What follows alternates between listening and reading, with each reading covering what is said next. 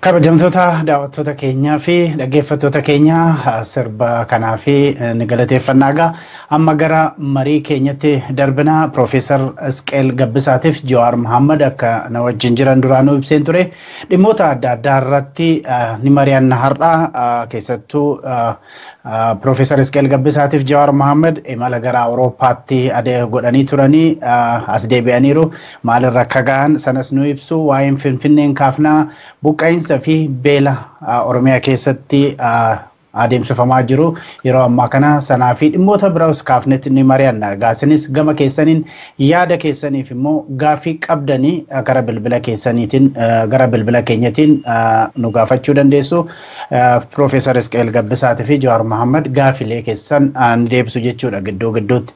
Egaa hanga dhumaatti akka nu wajjin turtan kabajaanin sinaffeera amma gara marii keenyatti darbina. Piroofeesar Isqeel Gabbisaaf Jawaar Mohaammed yeroo fagoodhaa fi miidiyaa irraa baddanii yeroo jarri kun eessa jiru jedhanii baay'ee nu yaafataa turani. Egaa imala gara Awurooppaattis akka gootan quba qabnaa namoonni baay'eenis quba qabu. Mee Piroofeesar Isqeel irraan jalqabaa mee kaayyoon imala sanaa maali? Lammata immoo namoonni baay'een kan isinii gaazexeessitootaaf ibsa kennitan afaan faranjiitiin namni baay'een nu hubannee waan jedhuufi waa'ee sanarratti isin haasofna. Mee kaayyoon imala keessanii maali? Maaliin deebitan? Galatoomi Dajane. Miidiyaarra ibdanii jechuun egaa miidiyaarra baay'annee jenneetti sodaanna malee immoo irraa ibnee sana miti. Haa ta'u malee gaaffii keetti deebi'uudhaaf waan haaraa miti kan dhimma uummata keenyaa dhimma qabsoo Oromoo rakkoo inni keessa jiru waan haaraa dubbanne tun ta'ini waltajjiin itti dubbatame sanatu murteessaadha. Waltajjiin itti dubbatame suni Geneva Press Club or the Press Club of Switzerland jedhan kuni waltajjii guddaadha. Maaliif waltajjii guddaadha yoo jette egaa Press Clubiin kuni gaazexeessota 500 kan ta'anitti miseensa qaba. 500 sanatti iddoo sana dhufe miti. Achi keessaatiiti kan dhufan jiru warri oolan immoo hojii kabiraarra kan jiranii miseensa kan ta'anii waan jedhame sana hin argatu. Hin dhaga'u. Gaazexeessonni 500 egaa biyya adda addaati kan dhufanii biyya sana keessa kan jiranii dhimma keenya kana akka kanatti akka isaan dhagahanii fi waltajjii guddaa irratti waltajjii addunyaa kana keessatti dubbachuudhaa fi carraa waan argamee fi waltajjii sana irratti dubbachuun barbaachisaa waan ta'ee fi iddoo nuyi teenye dubbanne sana kanaan dura Fidel Castro faa, Kofi Annan faa, Ban Ki-moon faa, Wole Soyinka, Václav Havel, Ségolène Royal warra akkasiitu iddoo sana irratti dubbate sanaaf waltajjii isaa sanatu guddaadha. Press Clubii sun maqaan isaa jechuudha. Lammata immoo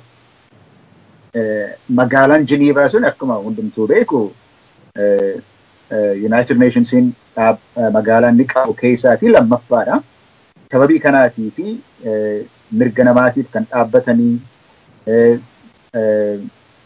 dhaabbata addunyaa adda addaa kan ta'an yeroo baay'ee waan iddoo sana jiranii fi waan isaan dhagahan waan ta'ee fi waan isaan baruun irra jiru waan ta'ee fi achirratti dubbachuun egaa murteessaadha ture. Gaaffiin duraan isaan nu gaafatanis egaa waan karaa keenya mul'atu ergi itti himne booda gaaffii isaan duraan nu gaafatan iyyuu maal nuu waa'ee biyya Itoophiyaa kan nu dhageenyu biyyi kun guddataa akka jirudha. Biyyi kun kanaan dura beelaanititti gara booddeetti hafuunsaa beekama rakkataa ta'uusaati kan beennu. Amma garuu biyya Afrikaa keessaati iyyuu karaa dinagdee, karaa misoomaa, dagaagina gurguddaa kan fidedha kan jedhu dhageenya. Waan isin har'a dubbattan garuu waan addaati nutti himtanii, waan nuyi dhageenyee hin turre nutti himtanii jedhanii. Sababii kanaaf biyya sanaa jalqabee hamma Awurooppaatti sagalee guddaadhaan rakkoo keenyaa himuudhaaf akka dandeenyu. Maaliif uummanni Oromoo immoo egaa Oromoo warraaqsa Oromoo kanaan biyya sana geeddaree akka inni jiru gara fuulduraattis biyyi kun dagaagina uummata hundaatiif ta'ee demokraasiis akka barbaachisutti geggeessuudhaa fi waan Oromoon hojjetaa jiru kana akka kanatti ibsa kennuudhaaf waltajjiinsaa guddaa ta'e. Kanaaf rakkoo keenya himuu duwwaatu hin ta'in waan biyya rakkoo sana keessa jiru irrattis immoo mul'ata Oromoon qabu sanatti iddoo waltajjii guddaa kanatti himuudhaaf dandeenye jechuudha. Gaariidha Jawaar gaaffiidhuma wal fakkaatu egaa Jenevaatti argamtaniirtu turtanii carraadhuma jalqabumaa carraa sana attamitti argattanii mee achirratti afaan Ingiliffaatiin darbee hin beekna kanaaf mee maaltu dubbatame maaltu irraa argame? Galatoome akkuma Isqeelibsetti affeerraan sun namni Oromootis kan irratti hojjetanii akkasumas warri dhimma kanarra haajaa qaban yeroo dheeraadhaaf irratti hojjetaniiti kan affeeramne wanni irratti xiyyeeffannee haasofnee akka irratti haasofnus kan barbaadame akkuma duree isaa irratti agarsiisu yeroo ammaatti siyaasaan Itoophiyaa gaagama guddaa keessa seentee jirti. Namuu jidduutti mariin yeroo ammaatti jiru yaani jijjiiramaa jiru. Gari tokkoon abdii jira, gara tokkoon sodaa guddaa jira. Gama abdiitiin hoggaa laallu jijjiiramni keessattuu qabsoo Oromootiin dhufaa jiru kun Itoophiyaa gara sirna dimokiraasiitti, gara sirna tasgabbiitti, gara sirna bilisummaatiif walqixxummaatitti geessaa jira. Are we at the dawn of democracy kan jedhu, prospecting dimokiraasii jira kan jedhudha. Gara biraatiin immoo amala wayyaaneetirraa ka'uudhaan mootummaan sun laaffachaa deemuu isaatirraa uummanni akka malee jabaatee deemuu isarraa kan ka'een tarii gara walitti bu'iinsaatii fi kufaatii biyyaa state collapsitti dhaquu danda'a kan jedhu tooppikiin yookiin immoo yaanni akka irratti haasofnuuf nu affeerani.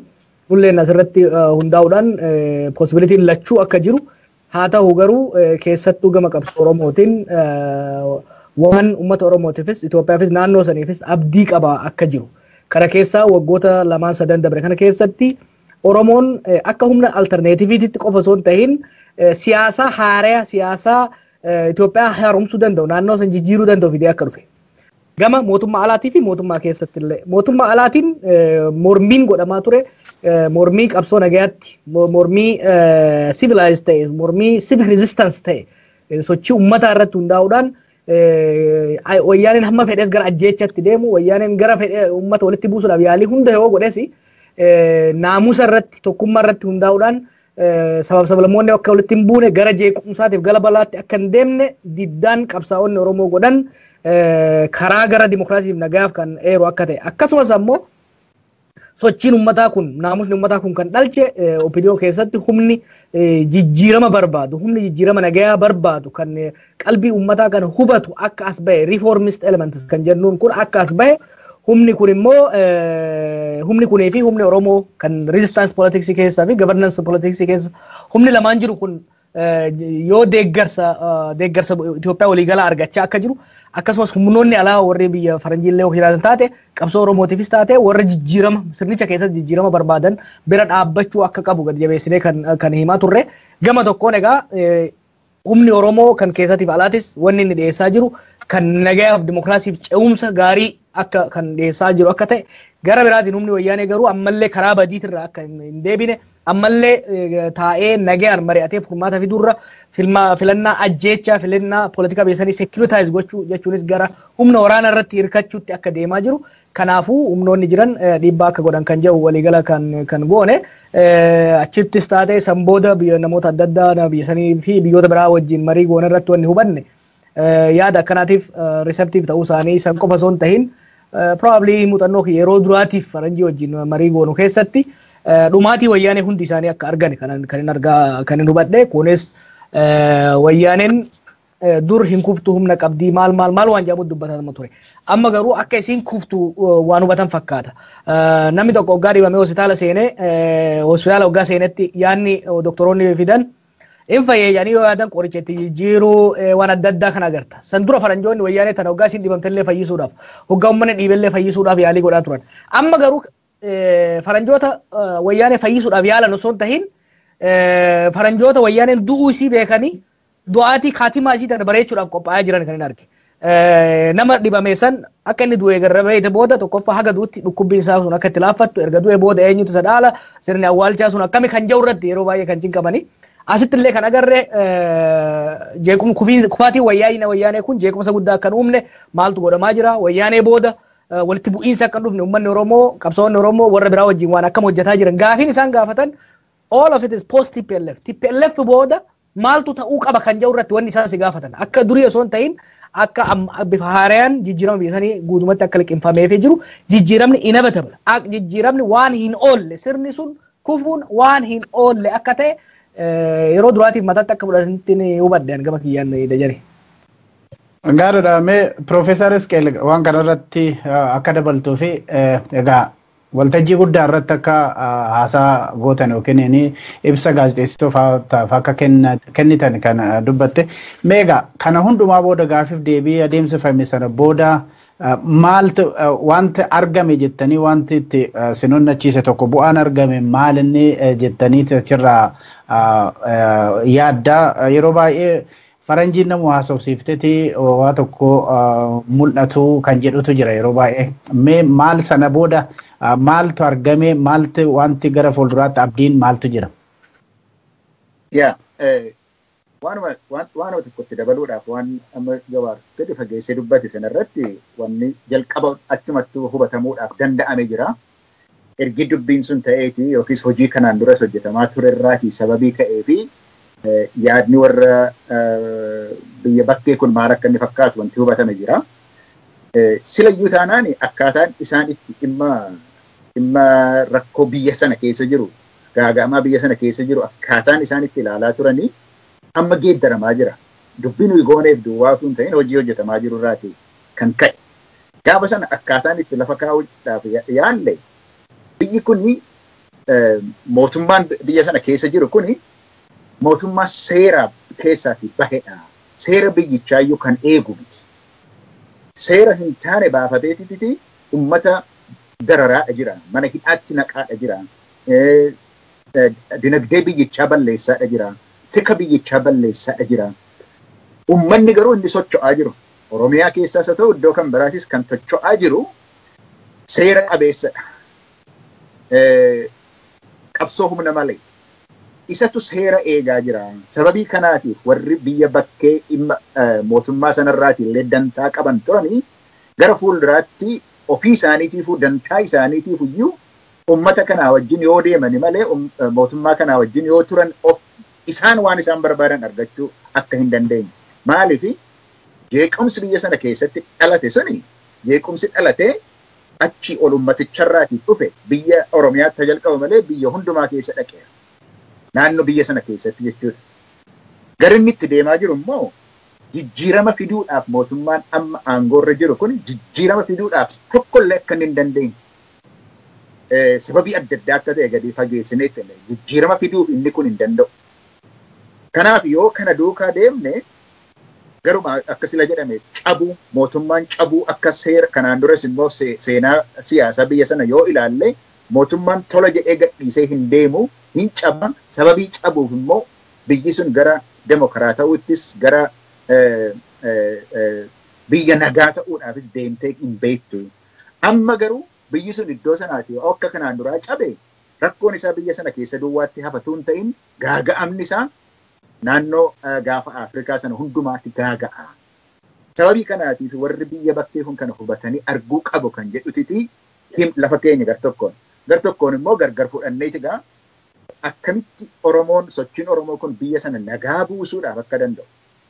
Nagaa yoo buuse immoo isaaniif iyyuu taanaan warra bakkeetiif iyyuu warra waa'ee shororkeessummaa kanaaf rakkatanii jiranii fi hammam akka inni gargaarsa ta'uudha kan dubbanne. Ergasiiti egaa sababii sanaaf isa ta'u waan irratti hojjetamaa jiruuf isa ta'u wanti dhagahamaa jiru gaaffii kanaan dura gaafatan yoo mootummaan kun kufee kan bakka isaa bu'u hin jiru. Sababii kanaatiif isuma kana utubuutu nurra jira, isuma kana iddootti qabuutu nurra jira kan jedhamee haasa'amaa ture. Awurooppaadhaas haa ta'u, Ameerikaadhaas haa ta'u kan jedhamaa ture. Akkuma amma jedhame geeddarameera haasaan isaa. Hambisuudhaaf hin danda'an. Kan immoo isaanitti simne sochoon biyya keessaa heera biyyichaa eegee biyya sanaa eegee biyya sana nagaadhaan tolchuudhaaf kan adeemu. Karaa Oromoo kan ka'e kanaaf kan adeemu waan ta'eefi waan isaan naannoo sanarraati barbaadaniif illee isa duwwaatu karaadha kan jedhu waan itti dubbannee fi ija haaraadhaan ilaalcha haaraadhaan ilaaluu akka isaan jalqaban amma Jawaar gadi fageessee dubbateera. Kun egaa hojii irratti hojjetamaa ture sana keessatti yaadi isaanii geeddarameera. Mootummaadhuma jiru sana utubna. Mootummaa isa jiru sanatu dinagdee guddisee jira. Beelas fageessee jira. Jedhanii waan dubbatan sana dhiisanii raawwatanii kun kufaatiinsaa homaa waan hin hafne ta'e barataniiti ija haaraadhaan waan bakka bu'u. Akkasuma jedhanii alkallattiidhaan gaafachuu jalqabaniiru.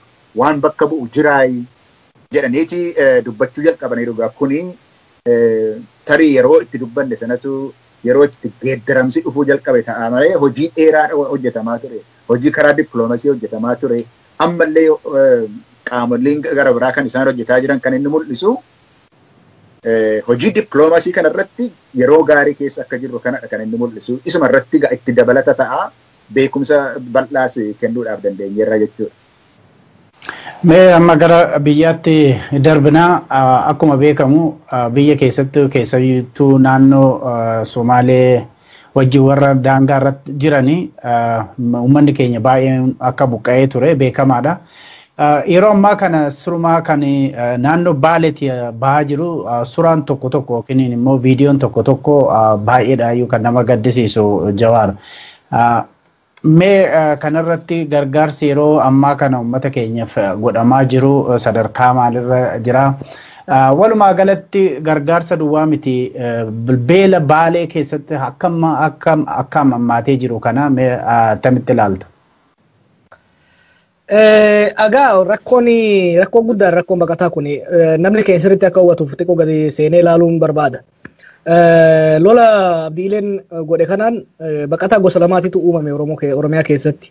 Tokko warra dur naannoo Somaalee keessa jiru Jijjiga haa taatu, Harshee haa taatu, Wacaalee haa taatu bakkoota adda addaa keessa warra jiraachaa ture. Including naannoo biyyoota akka Somaalilaandiif Jibuutii keessa warra jiru kan qe'ee fi mana isaaniitirraa ari'amanii Oromiyaa keessa qubachiifaman irra caalan Harargee keessa akkasumas ammoo garuu godinoota adda addaa irra faca'anii warri jiran. Warri hireen isaanii naannoo sanitti deebi'uudhaaf cufaa ta'e jira jechuudha. Kun garee tokko. Kuni gara nama 120 akka ta'utti kan shallagamu. Kan biraa garuu immoo warra daangaarraa lolli waggaa daangaarra godhamu daangaarraa buqqaanii dhufan jira. Bakka lolli waan godhamaa tureef poolisiin waan weeraraa turteef lola kanarraa of duuba deebi'anii qabalee 2-3 kiiloomeetira 40-50 gara keessatti seenanii warri jiran jiru. Kun egaa Harargee lixaa Bordoddee irraa kaasee hanga Mooyyaaleetti kan uumame jechuudha. Kun gara nama 600 ol akka ta'etti kan tilmaamamu. Kunuu gosa lama jira, gruppii lama. Tokko lafa referendamiidhaan jedhanii lafuma Oromiyaa muramtee naannoo Somaalee seente kan guutuutti achirraa buqqa'ee ari'amee bahee jira. Akkasumas ammoo kan daangaarraa lola dheessee as bahee jira jechuudha. Gruppii lamaan kanatu jira. Fuulleffannaan ji'oota dabree kun irra caalatti warra naannoo Somaalee keessaa buqqa'ee Hammarreessaa taatu, Dadara haa taatu, Shaashamannee, Adaamaa, Finfinnee warra jiran kana qubachiisuu irratti mana isaanii ijaaruu irratti waan adda addaa irratti waan ta'eef jidduudhaan warra daangaarraa buqqa'ee kana irraanfachuun akka dhufetti kan argaa jiru. Sababa kanaan rakkoon keessattuu boonni dhufaa waan jiruuf uummanni kun lafa isaaniirraa ka'anii jiranii hammi tokko horiillee haa qabaatan malee hedduun horiillee isaanillee saamamee jira. Kan horiin dhufeeyyuu mana hin qabanii oorruu isaaniirra jiranii qotachaa jiranii rakkoon nyaataa hedduu jira. Boonni immoo dhufaa waan jiruuf caamnis dhufaa jira.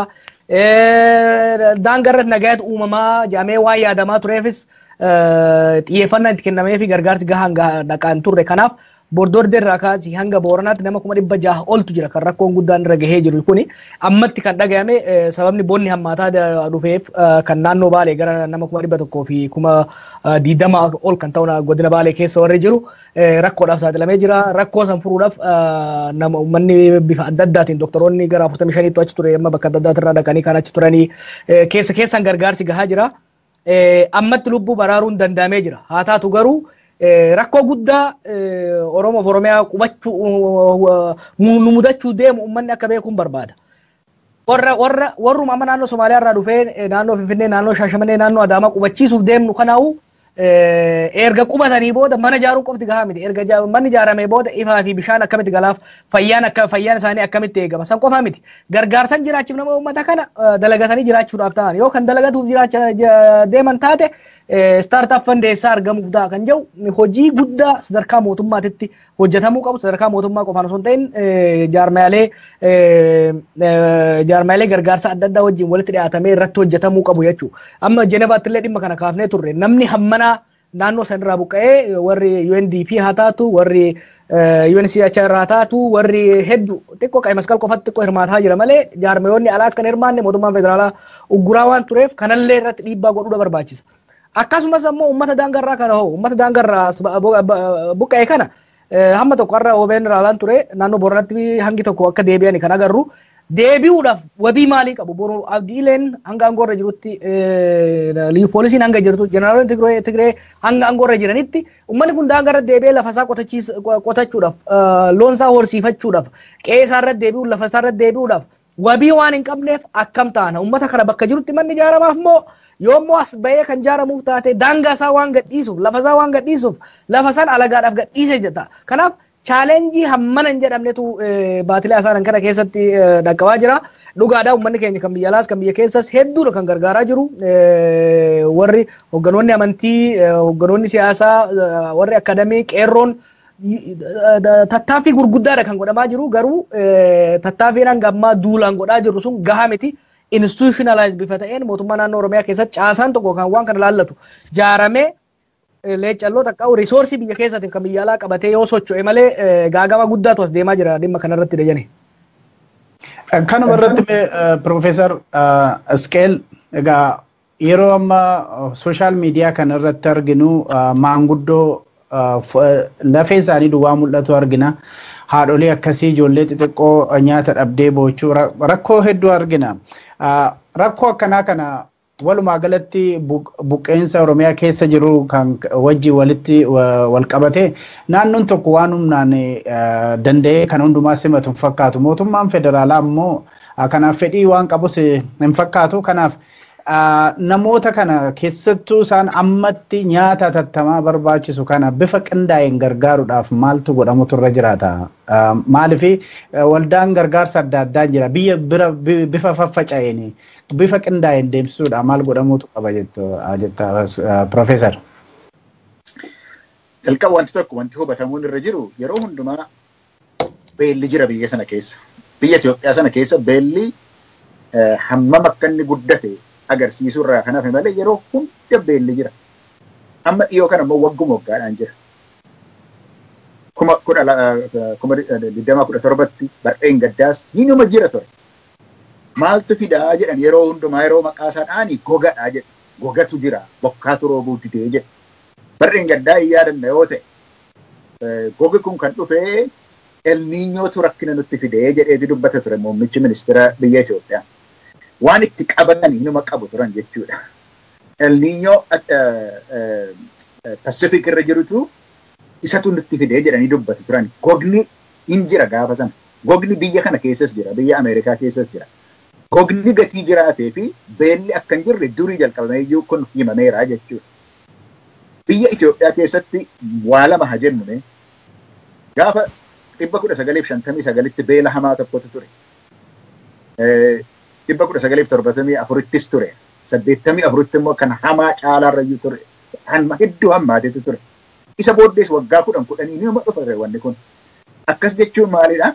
Akka beelli dhufu hinuma beekama ture. Garuu gogni inni 1984 kan akka sanaa kan ta'e hin jiru. Sababiin isaa maalidha? Sababiin isaa jennee olaalle bara sana waraana Somaalee irra ture. Waraana Somaalee irra waraana Eertiraa irra ture. Waraana Tigireeti wajjin ture. Wanni kuni waraanaa wajjin wal qabateeti jira jechuudha. Jeequmsa biyyaatii wajjin, nyaata biyyaatii wajjin wal qabateeti jira jechuudha yeroo hundumaa. Kanaaf beelli kun gaafa dhufu yeroo hundumaa mootummaan Itoophiyaa kan inni itti qabatu gogattidha. Garuu gogni yeroo hundumaa jira. Bokkaa roobuun yeroo hundumaa dhiba. Biyya hundumaa keessa jira.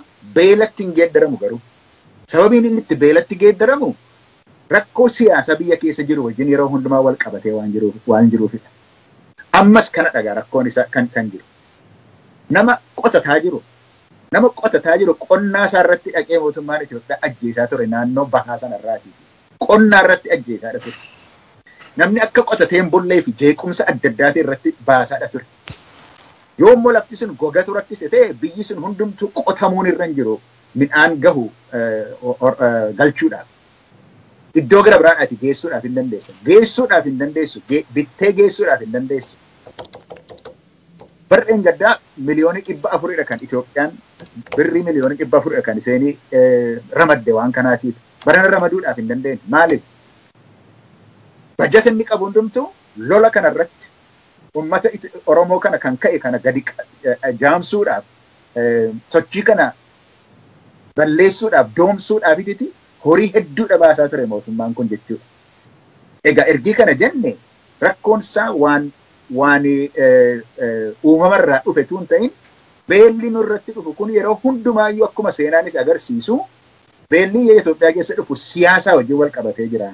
Dadhabbii yookiis poolisii Itoophiyaatii wajjinitu wal qabatee jira. Ammas kan mul'atu naannoo Baaleetti wanti nutti mul'ataa jiru Baaleen qotatee of nyaachisuu dadhabee miti.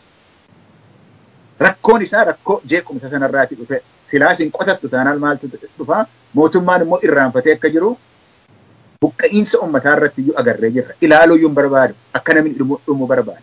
Kana dhagaa rakkoon isaa. Kana keessatti maal gochuutu nurra jiru yoo jenne bifa qindaa'een baraaruu duwwaa baraaruun waa tokkodha. Lubbuu baraaruun waa tokkodha. Uummata kana qaqqabuun hin barbaachisu.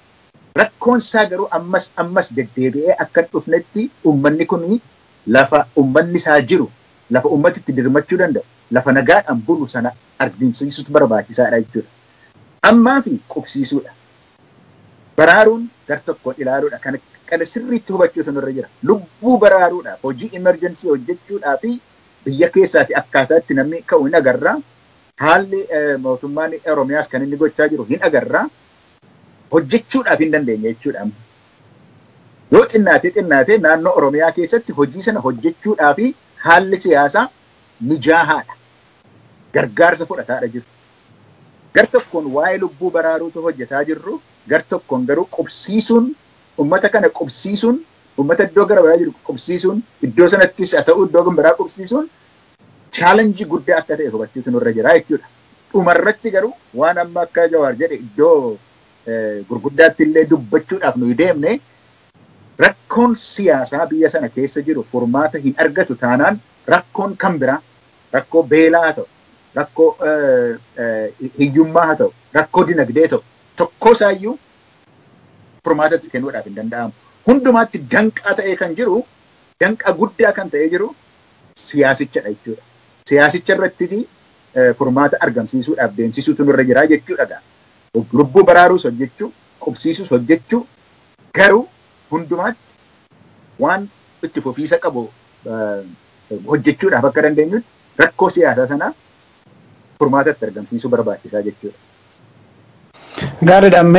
Gaafii tokkoon kanarratti dabalee gara mata duree sattaanutti darbina Jawaar. Amma kan akka waldaa gargaarsa haa ta'uu yookiin immoo gama addunyaatiin fakkeenyaaf kan akka USAID kan fakkaaturraa mootummaa wayyaanee uummata achi jiru sana gargaaraa hin jiru. Garuu gama kanaanii doolaarii ittiin argachuudhaaf yaalii godhaa akka jiru gabaasni tokko hin mul'isa.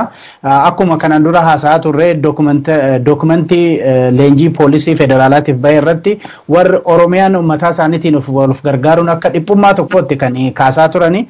Garuu immoo maallaqa ittiin argachuudhaaf yaalii godhaa jira mootummaa wayyaanee. Gama biraatiin kana dura haasa'aa kan turre Baalee keessaa midhaan baay'inaan bitamaa jira of eeggadha jettee haa ta'uyyuu mataa keetiin dubbataa turte Oromiyaa Miidiyaa Neetwoork xiinxaltoonni siyaasaa iskeelfaanis dubbataa turtan. Amma sanarraa ka'uudhaan sirumaa sodaan jiru naannoo biraatiif wabii hin qabnu midhaan bitaa jiru baay'inaan kan jedhutu jira. Kanarratti maal jetta Jawaar? Yaa agartee dhimma kana tokkoffaa faranjoonis ta'ee humnoonni alaa kan dhageenye hedduu yaalii godhaa turanii boodarra egaa ambaasaaddarri Ameerikaa dhaqee booda akka waan walqixa naannoon kuniif naannoon kun miidhameetitti fakkeessuudhaan dhiibbaa godhuutu agartaa. Jaarmeewwan gargaarsaa hedduun akka hin hirmaanne yoo kanarratti kan hirmaattan taate walitti bu'iinsa sabaatti daran hammeessuudhaaf deemtanii biyya jeequudhaaf deemtan jechuudhaan hedduu isaan doorsisanii hedduu isaan sodaachisaa turan jechuudha. Kanaaf hanga ammaatti hirmaannaan isaanii xiqqaadha. haa taatu garuu gabaasa gama UNDP haa taatu warri dhimma hongee irratti dhimma beela irratti warri hojjetu biraanchii UN gabaasa torbaan kana baasan keessatti dhimma buqqa'insaa kan irra deddeebi'anii kaasanii jiranii. I think torbaan kana keessa daayirektaroonni lama kan UNDP dha gara jaarma UN keessa jechuudha gara Itoophiyaa deemaa jiranii. Jarri kun dhimma kana irratti mootummaa wajjinis ni mari'atan jennee abdanna. Amma gaawwanni guddaan maali sadarkaa ittiin dho'isuu dandeessu bira dabartee jirti wayyaanii nama. Rakkoo kan dho'isuu hin dandeessu. Rakkoon kun ifa ta'ee jira. Rakkoon kun addunyatti himamee jira.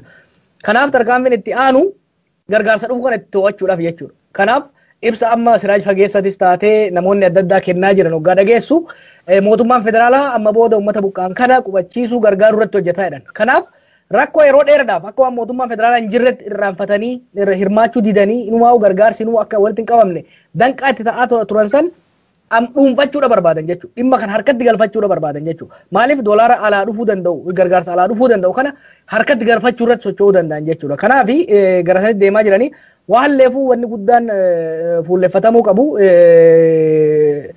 rakkoo amma jiru kana rakkoo waliigala siyaasaa biyyattiitirraa adda baafnee ilaaluun nama rakkisa. Maaliif fakkeenyaaf duulli godinoota akka Arsiitiif Baalee keessaa midhaan baay'inaan bituu kun maaliif hoggaa jettee lolaaf akka isin qophaa'aa jirtu kan agartu. Barattoota isaanii hedduu baran Oromiyaa keessatti hin argine. Kanaaf lolaaf hedduu qophaa'aa akka jiran kana yeroo adda addaatti haasofnee jirra. Waliigalatti wanti amma nuti alagatti illee qabachiisuudhaaf yaalle rakkoon beelaas haa taatu, rakkoon walitti bu'iinsaas haa taatu, rakkoon buqqa'uutis haa taatu, rakkoolee biyya san keessa jiran hedduudhaaf hundaafillee jechuu baannu rakkoo hedduudhaaf sirna mootummaa kanatu sababa. Sirni mootummaa kun yoo hin jijjiiramin ammallee nageenyi dhufuu hin danda'u yaada jedhu. Yoo yaadatte walgahii Ihaadeeg booda waan kana kan ibsaa turre walgahii Ihaadeeg booda waa hundanii furra jedhaniitu waadaa galaa turanii hanga sadarkaa faranjoota amansiisutti illee yeroo itti gahan ture. Haa ta'u garuu warri TPLF keessattuu jijjiirama bu'uuraatiif waan of hin qopheessineef ammallee sossobanii yeroo bitachuudhaaf waan deemaa jiraniif rakkoo kana daran hammeessaa akka jiranitti kan hubatamuu qabu. Namni keenya qophaa'uu qaba. Namni keenya baqattoota ofii kanas qubachiisuudhaaf gargaarsa biyya alaatiinis haa taatu keessattuu mootummaan naannoo Oromiyaa kanarra siiriyeesli itti deemuu danda'uu qaba. Baqattoota kana hanga ammas kan uummata wajjin ta'ee gargaaree qubachiise mootummaa naannoo Oromiyaati. Kanaaf mootummaan naannoo Oromiyaadha jabaatee gargaarsi gama alaatii dhufu kunis mootummaa federaalaatiin dhufee achitti kan nyaatamu osoo hin ta'in kallattiidhaan mootummaa naannoo Oromiyaatiin koree gargaarsaa mootummaan naannoo Oromiyaa dhaabeen kennamee uummata bira akka gahu qabsaa'uu danda'uudha qaba. Yoo kana kan godhan taate uummanni illee ni gargaarama. Isaan illee humna uummata ittiin gargaaran argachuu danda'anii. Yoo immoo mootummaan federaalaa gargaarsa alaa dhufuuf deemu kana harkatti akka galfatu yoo goonu taate akkuma amma duraatitti maqaa maallaqnis taate gargaarsi dhufu kuni warra wayyaanotaatiin nyaatamee namni keenya maqaa gargaarsi kadhannaa maqaa uummata keenyaatiin dhufu kun kararratti nyaatamuudhaaf ta'a jechuudha. Kanarratti gaa hojiin bal'aan hojjetamuudha qaba. Gaariidha. Profeesar Isqeel mee gara mata duree sattaa nutti darbina. Egaa mootummaan Itoophiyaa haa jennu Ihaadig yookiin Addawaayini hidhamtoota siyaasaa gadan lakkisa jedheetu ture. Boodallee hidhamtoota siyaasaa jechuu kan jedhu ediitii haa godhu malee.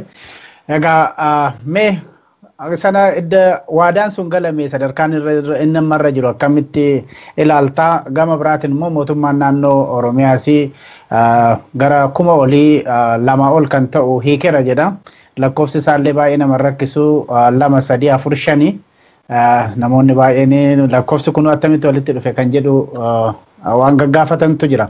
Mee kana haala amma hidhamtoota siyaasaa gad lakkisuu jedhu kana haala kamiin xiinxalta? Mootummaan Itoophiyaa warra karaa hidhamtoota siyaasaa gad lakkisuudhaaf fedhii hin qabu. Kun beekamuudhuma qaba. Fedhii hin qabu. Dhiibbaatu waan irra dhufeetiifiti waan gadhiisu fakkaachuudhaaf mootummoonni biyya alaas kunoo mootummaan Itoophiyaa dirree siyaasaa kana babal'isaadha jira. Nagaa buusuudhaaf tokkummaa yaadaan tokkummaa uummataa walitti fiduudhaaf hojjeta kan jedhu isarraati bu'aa buufachuudhaaf malee dhugumaan dirree siyaasaa bal'isee warri mana hidhaatii bahanii siyaasatti deebi'anii wajjin akka morkataniif gochuudhaaf mootummaan Hiwaat gochuudhaaf tokkollee hin barbaadu. Maaliif godhisati jettee kana irratti yoo ilaalle hidhamtoota siyaasaa iyyuu hin qabnu jedhu turan akkuma tamma jechaa turte sammoo deebii gaarii deebiseeraa fi Dr. Mararaanii nuyi shunkurtii gurgurreetiti hanneeti hidhamne mitii jedhe. Waanuma fedhiyyuu haa jedhu garuu kan amma kanaan duras gidduu kan akkanitti dubbadhee turetti hiikuu jechuun amma Dr. Mararaan hiikame isaa wajjinis hiikame. Nama 500 jedhu namni 500 akkan hiikamne beenna. Hiikamne akkan jirre hinuma beenna kan. Dr. Mararaa hiikanii Dr. Mararaanii buraayitti gaafa galu ummanni Oromoo lafuma haalii lafuma jiruutii itti yaade. Warra Naqamteetti gale, warra Ambootti gale, warra Baaleetti gale, warra Arsiitti gale hundumaa yaa'ee ummanni Oromoo akkanitti simate agarre. Kuni sochii ummataati agarsiisaadha jira jechuudha. Yoo hiikte guyyaadhumatti hiiktu sanayyuu sochiidha sitti kaasaa jira. Ummanni isatti dhimma baheetiti mormiisa agarsiisaa jira. Warra kaan yoo hiike ammatti hiike mormiin kun itti caalaa adeemaa jechuudha. Mormii ofitti caalchisuudhaaf hiikuudhaaf hin barbaadu. Mootummaan kun bu'aa tokkittii keessaa hin qabu. Hiikuu dhiisuun garuu mormii fincila kana itti caalchisaa deema. Sababii kanaatiif xinnoo coccobsaa adeema malee hiikuudhaaf fedhii tokkittiyyuu hin qabu. Waan warri naannoo Oromiyaa godhani garuu dhiibbaa irratti godhuudhaaf hin gargaara. Tokkoffaa nu hidhamtoota siyaasaa hundumaayyuu hin hiikna jechuun isaanii 2345 duwwaatu hin ta'in akka obbo Lammaan jedhutti 30,000 hiikne irra baranaa jedhanii. Kuni gar tokkoon waanuma nama dhibuudha akkamittiin nama 30,000 hiitanii durumayyuu kan jedhu. Nama 30,000 akkamittiin mana hidhaatti geessitanii qallabuunsaayyuu bajatiinsaayyuu isin irrattisuu kan jedhu gaaffiidha kaasa bara. Isaan egaa dhiibbaa gochuun isaanii hin gargaara. Garuu mootummaan Hiwaat mootummaan Abut hiikuudhaaf fedhii tokkoyyuu hin qabu. Kan inni gochaa jiru hiikaa jirra jedhanii oduu isaa sanarraati bu'aa argachuudhaaf adeemaa jiru malee hiikuu takkallee barbaadan kanaaf eegaayyuu hin jiran. Gaaffii uummataa inni guddaan tokko garuu kan inni ta'uun irra jiru yeroo ammaa kana keessatti hidhamtoota mana hidhaa jiran hiikamuu qabu kan jedhu gaaffiinsaa dhiibbaansaa itti fufee itti cimee gara fuulduraatti itti fufuu qaba jechuudha. Gaariidhamee kana booda gaaffiidhuma kana Jawaar irratti yaada tokko erga dabalee booda uummata biraa yookiin daawwattoota fi dhaggeeffattoota keenya biraa yaadas haa ta'u gaaffiis hin fudhannaa garaa bilbila keenyatiin gama sanaan Farahaan Abdulsalaam akka nu gargaartuun gaafadha. Mee Jawaar egaa hidhamtoota siyaasaa isaa jedhamanii warra sirreeffamtootas jedhanii maqaan hedduutti kennamaati jira. Isarratti adeemsa kanarratti yaada qabdu achumaatti dabaltee kaan yeroo ammaa kana warra mana hidhaatii ba'anii uummanni akka goota ofiitti kan simataa jiru iddoo hundumaattu hedduu nama boonsa. Mee simannaan kun gugurdaatu gara fuulduraatti waltajjii gurguddaa qophaa'atu jira. Mee waltajjii sanarratti jara kana simachuu maddiitti maal irratti xiyyeeffachuun isaan irra jira jettee amanta? Akkuma Profeesar Isqeel jedhetti wayyaaneen jaalatteeti miti kan nama hiikaa jirtu.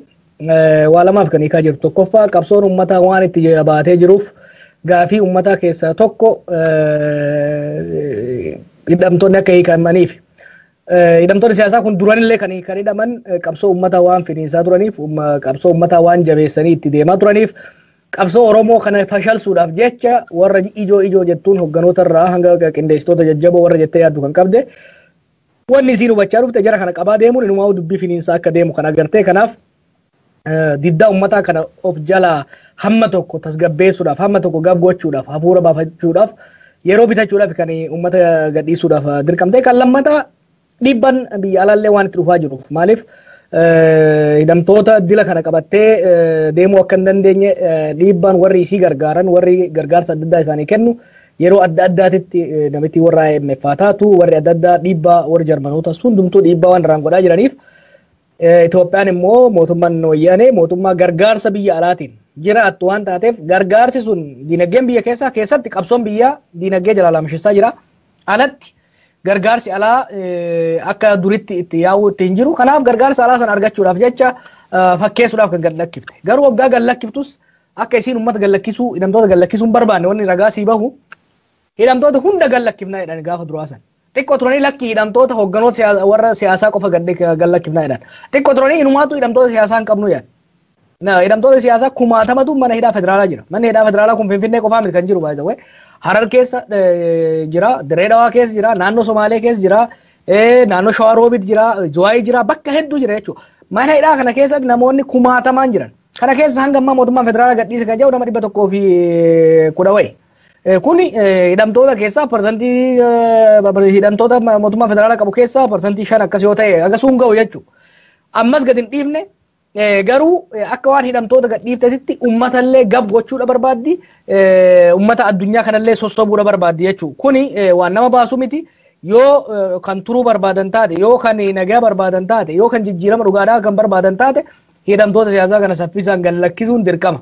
Hidhamtoota siyaasaa tokko lama gadhiiftee wanni tursiiftu hin jiru jechuudha. Gara mootummaa naannoo Oromiyaatiin dhugaadhaa warra federaalaatiin waggaa wal bira qabdee ilaaltu isaantu waa nama waa gallakkisaa ture amma dura.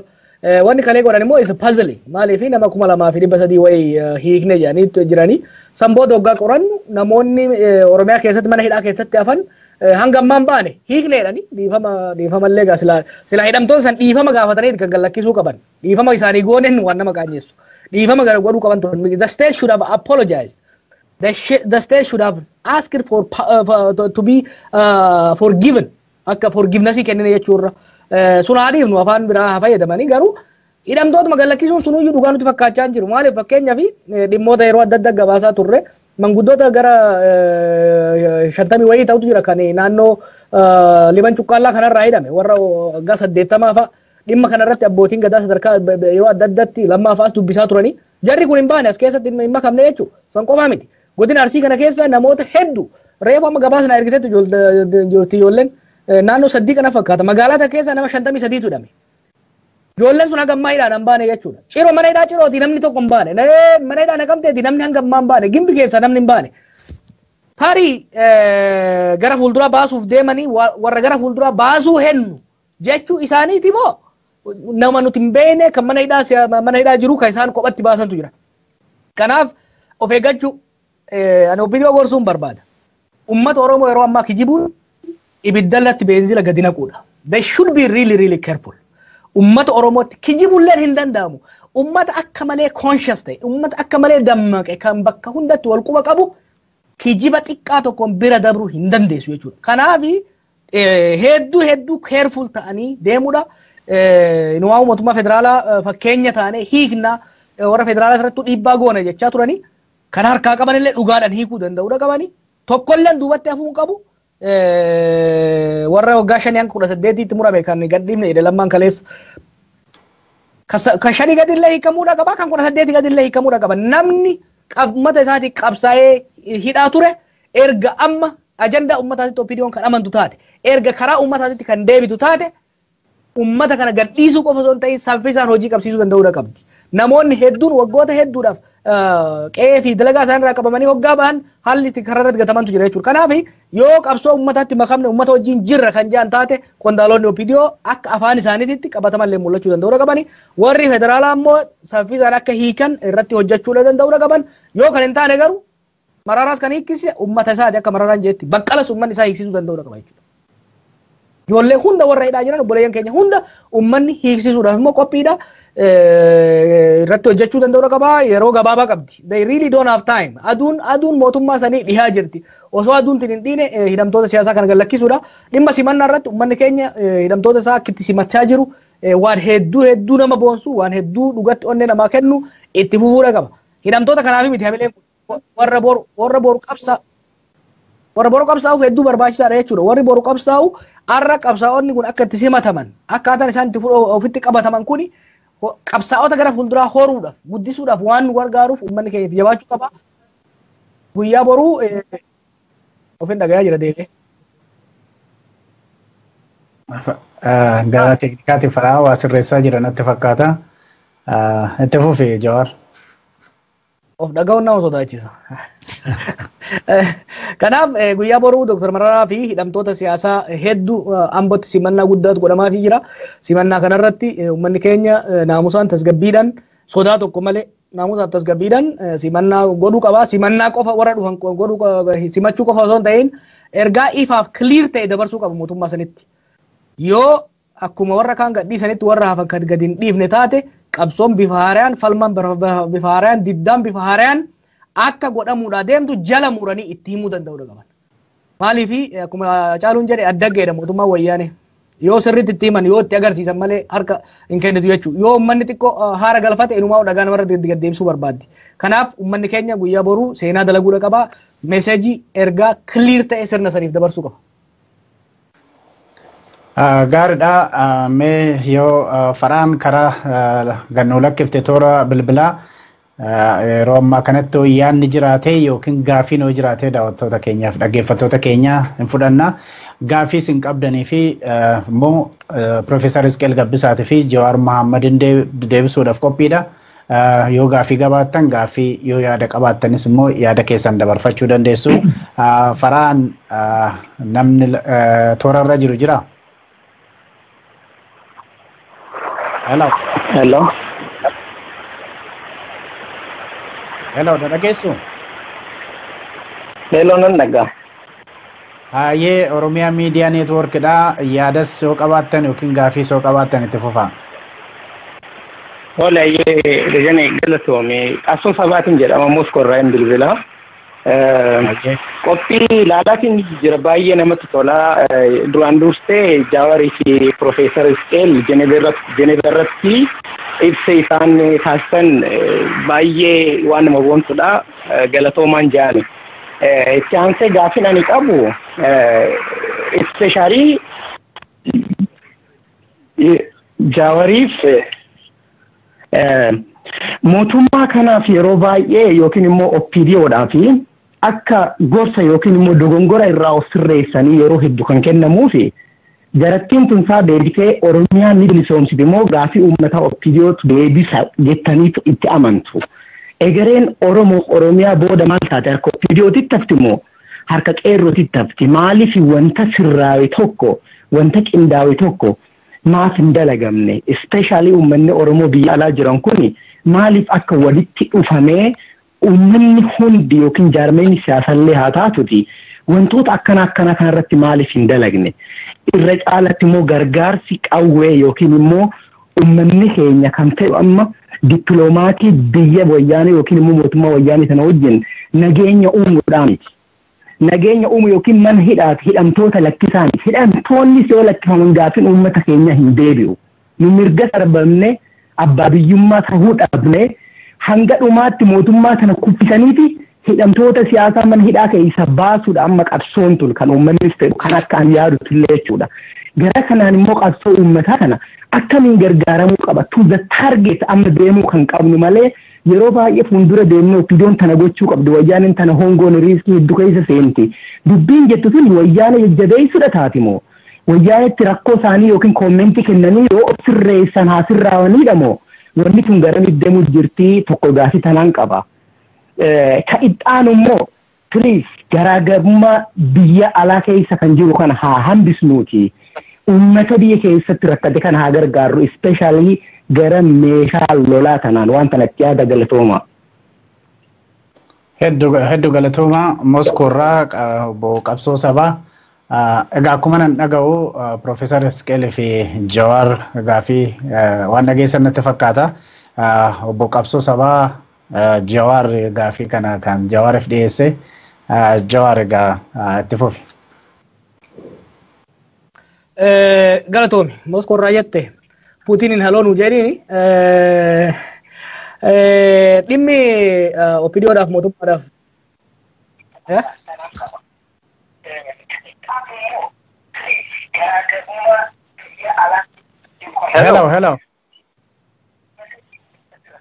Hello. Dubbattanii jiran?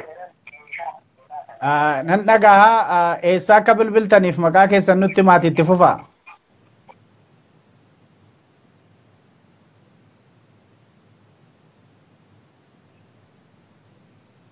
Hello. Hello. Hello, Dajane ni dhagahaa.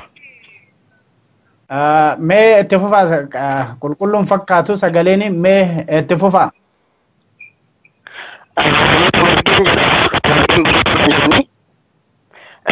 dhiifama bilbila keessanii qulqulluu waan hin taane fi mee sirreessati deebisaa nu bilbila faraan otoo gaaffii jalqabaa kana jala deebifnee isa biraatti darbine gaarii natti fakkaata.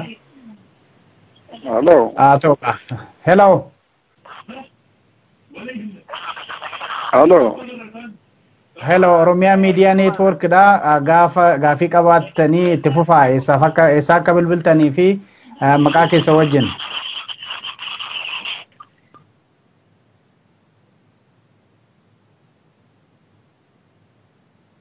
Incite natti fakkaata. Jawaar egaa gaafii bal'aadha kan Mooskoodha obbo Qabsoo Sabaa gaafatanii jalqabdeertaa itti fufi.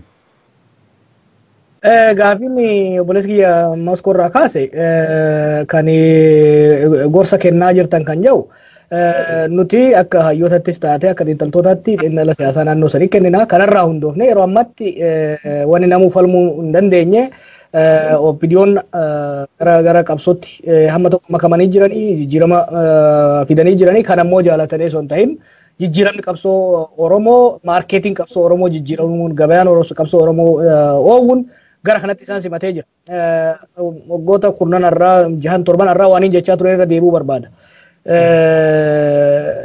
Yeroo humni guddaan Oromoo keessa jiru ka sababa mootummaa saniitiin harka diinaa jiru suni calliftee ignoor gootee qabsoo geggeessuu hin dandeessu jechuudha. Kanaaf sirna sanii keessatti qabsoon alaa uummanni godhu akkuma jiru ta'ee sirna san keessatti illee qabsoo godhuun barbaachisaa waan ta'eef humnoota mootummaa san keessa jiran kan gama qabsoo uummataatti as makamuu danda'an irratti hojjechuun barbaachisaadha.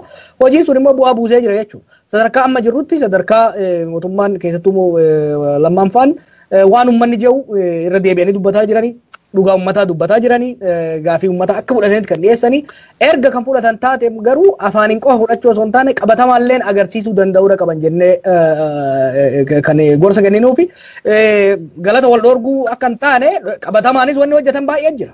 Fakkeenyaaf dhimma baqattoota irratti wanni isaan hojjetan waan galata isaanii galfachiisu. Oromiyaa keessatti political space liberalize godhanii jiran yeroo ammatti akka duritti nama hidhuu nama ajjeesuu hir'isuun isaanii akkuma waan galata galfachiisu jechuudha. Kanaaf nuti gorsinee yoo isaan waan uummataaf bu'aa buusu kan dalagan taate gorsa keenya itti fufna malee waan of duuba deebinuu miti. Kun sirri qaamni Oromoo kamiyyuu jaarmayni Oromoo kamiyyuu ilmaa intalli Oromoo kamiyyuu bakka kamiyyuu kan jiraatan taate ummata keenya akka tajaajilan itti waywaachuun gorsuun gurmeessuun jaaruun barbaachisaadha.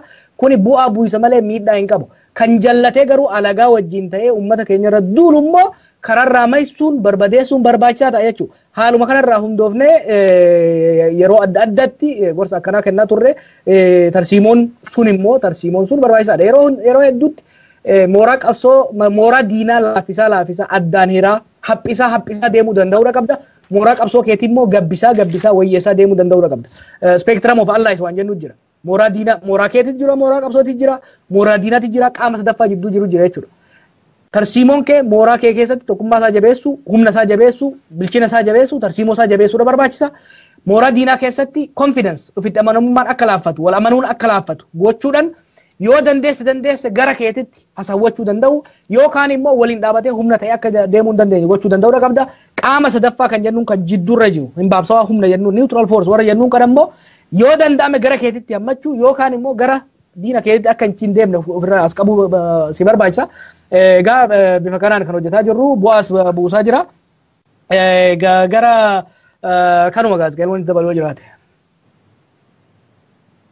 Profeesar Isqeel waatti dabaltu jirra. Keessumattuu tokkummaa Oromoo jabeessuu kan jedhu irrattis waan kaasee jira. Yookaan yoo itti dabalte jiraate yookaan gaaffii sattaa nutti ceena. Waan ani itti dabalu gaaffiin kun egeree Oromiyaa harka eenyu jira waan jedhudha. Gaaffiin suni inni harka OPDO egereen Oromiyaa harka OPDO miti harka eenyuyyuu jiru harka uummata Oromoo jira achirraati harkaan dubbisaa. Qabsoon Oromoo kana tokko godhee akka kanatti walitti fidee iddoo kanaan gahee hiree isaa ummatichatu murteeffataa adeemaadha jira laana dhaggeeffadhu waan jechaa jiru hiree murteeffatuudhaaf adeema jechuun ta'in hiree isaa murteeffataa adeemaadha jira ammayyuu yeroodhaan injifannoo gurguddaadha kan inni argataa ture injifannoo isaa lakkaa'uudhaaf hin dhaqon. Garuu waanuma OPDO inni jedheefini gaaffii sana keessatti kaaseefini maqaa sanadha. Akka ilaalcha kootti OPDO'n iyyuu bu'aa injifannoo qabsoo Oromooti yeroo ammaa kana keessatti. Waan abut ijaarratee Oromoon ittiin bulcha jedhee harkaa saamee harkaa booji'eetiti waan dhimma isaa ittiin hojjechiifataa jira. Mitii jennee yoo falmine yoo taane akka amma dubbatame tokko tokkoon himamaa wanta jirutu jira jechuudha. Waan injifannoo qabsoo uummata Oromoo ta'e fudhachuudha qabnaa jechuudha. Inni gaa OPDO akkaataan itti ilaalaa jiru. Lammaa Magarsaafaan dhalooti haaraan kun itti darbee nus fudhanneerra nus qabsoo Oromoo sana geggeessaadha jira. Nus gaaffii Oromoo deebisuudhaaf hojjetaa jirra jedhanii waan ijaan ilaallu waan tokko lama jennee qubaan lakkaa'aa jirru tokko tokkoon mul'ataa jiru eeggoo isaan hojjetaa jiranii Oromootu injifannoo godhate isatu booji isatu dhimma bahaa jira. Sababii sanaaf amma inni qulqulleeffatutti OPDO'n qulqulleeffachuutu qaba. Isa egaa ilaalaa deemuudhaan jira garuu harka OPDO's hin jiru. Harka eenyuyyuu hin jiru. Harka ummatichaati kan inni jiru. Gaaffii tokko kan isaan kaasanii bakkee kanaatiiti waan qindaa'e tokko yoom hojjetamaa kan isaan jedhan yeroo hundumaa gaaffii ka'uudha wanti kun. Bakkee kanatti hojjetamee waan biyya keessatti galu hin jiru. Geeddaramsi biyya keessaatii dhufa. Ummata Oromoo biyya sana keessaatitu godhata malee waan qindaa'e sanas kan tolfatu ummata Oromooti. Eenyutu yaade OPDO'n iyyuu dhimma Oromooti kanatti geggeessuudhaaf deema jedhee gaafa qabsoon kun eegale inni dhumaa kun eegale fincilli kun isuma sana keessaatii dhalata malee bakkee kanatti wanti hojjetamee asitti qafaxxafamee fuudhamee biyyatti galu hin jiru jechuudha. Waan ammas keessa darbee waa'ee qawweessa jedhan kanas innis taanaan waan biyya keessa asirratti waan dubbatamu miti inni waan biyya keessatti hojjetamudha. Garuu waa tokkoon irratti dabaluu barbaada waan bu'aa qabu ijoo qabu jedhee waan ani yaadu tokko. Qabsoon Oromoo kun bu'aa inni godhe ilaaluutu nurra jira. Bakka hin geenye bakka gahuudhaaf adeemaadha jira.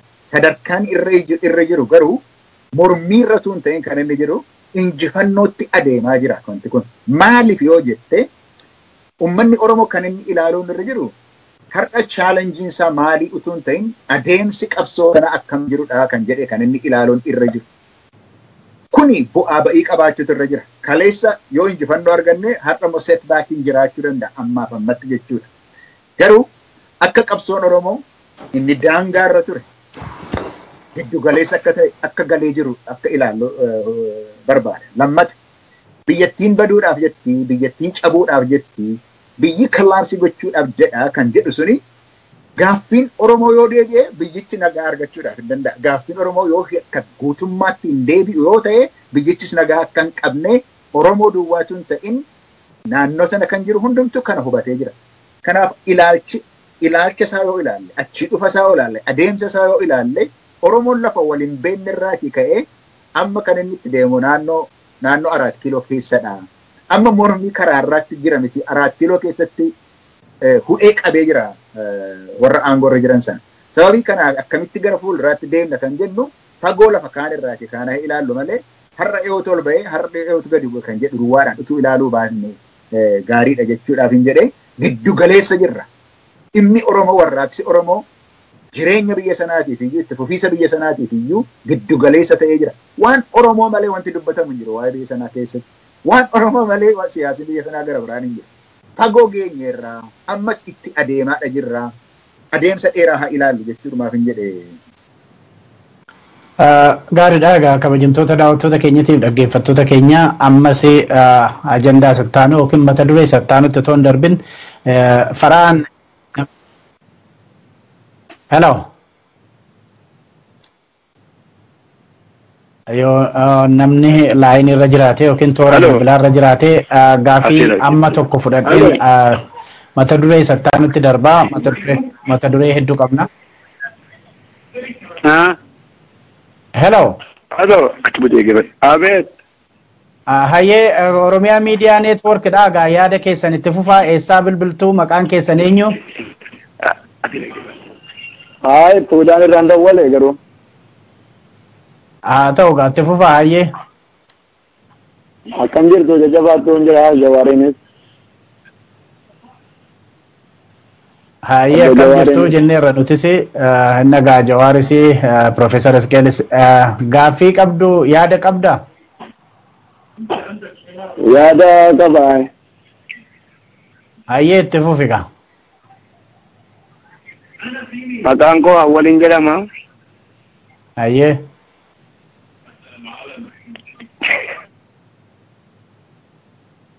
Hayyee Awwal egaa nama hedduutu nu eegaa jira dafteetti nuuf uftaare.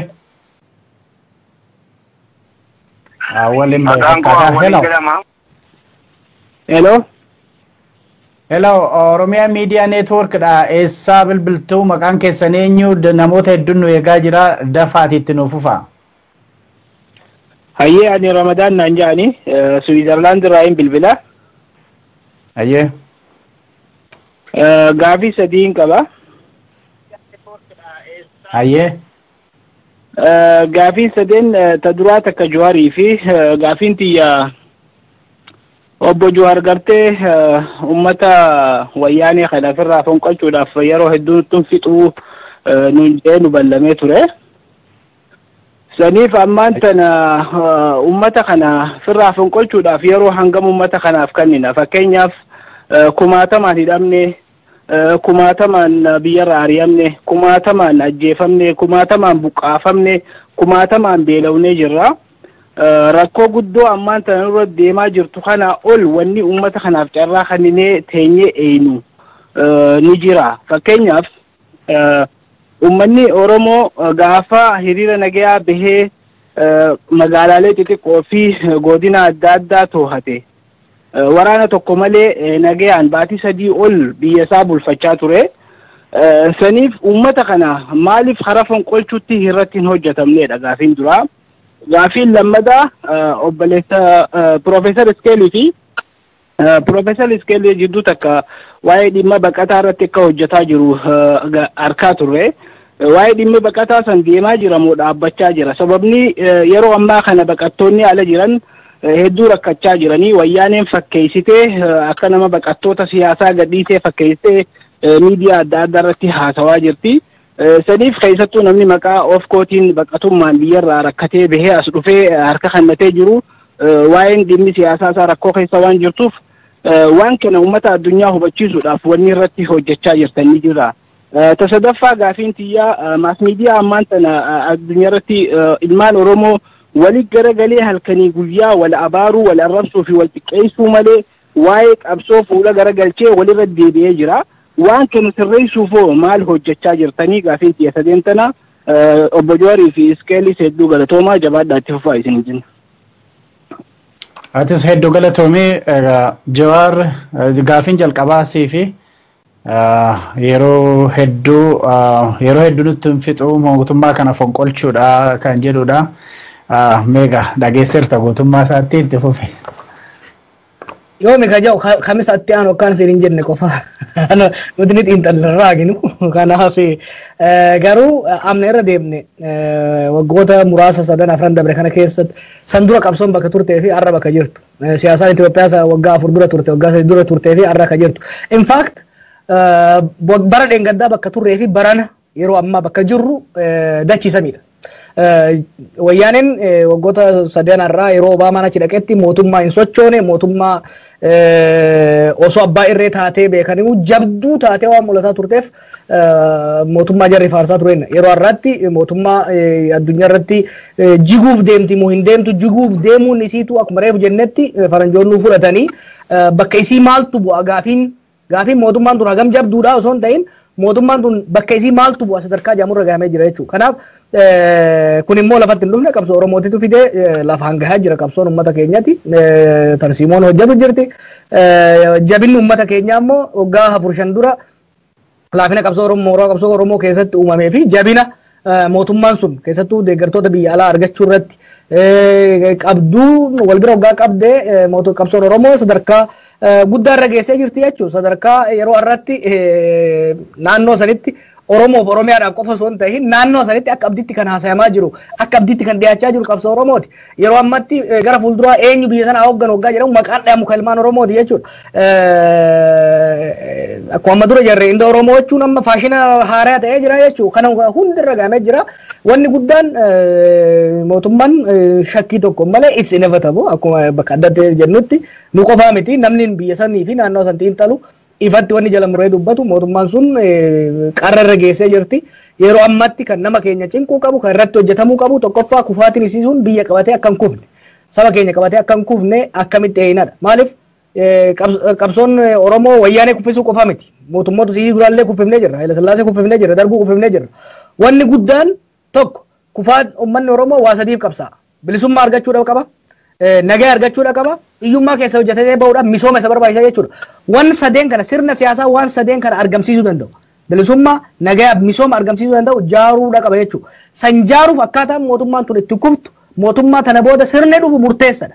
Kanaaf wanni hayyoonni keenya yeroo itti balleessuu qaban irratti balleessallee jiran wanni ilmaan Oromootis yaachisuu qabu yeroo ammatti tokkoffaa akkaataa akkuma amma gaafeetti kaaftetti akkamitti sirna kana saffisaan wareegama odoo nutti hin dabalin akkamitti saffisaan bakka lafaan geenya kan jedhu lammaffaa immoo bakka isiititti hadaan alagaa yookiin immoo jallaan Oromoo osoo hin taane sirni siyaasaa sirni mootummaa dantaaf fedhii uummata Oromoo eegsisu akkasumas ollaa fi qe'ee wajjin nagaa nu eegsisu akkasumas sirni siyaasaaf diinagdee Oromoo hiyyummaa keessaa baasu Oromoon odoo lafa qabu osoo qabeenya qabu akka hin baqanneef akka hin rakkanneef imaammata diinagdee gaarii kan lafa nuu kaa'u jaaruudha barbaachisa jechuudha. Sun immoo har'a itti yaaduuf har'a irratti qophaa'uudha barbaachisa.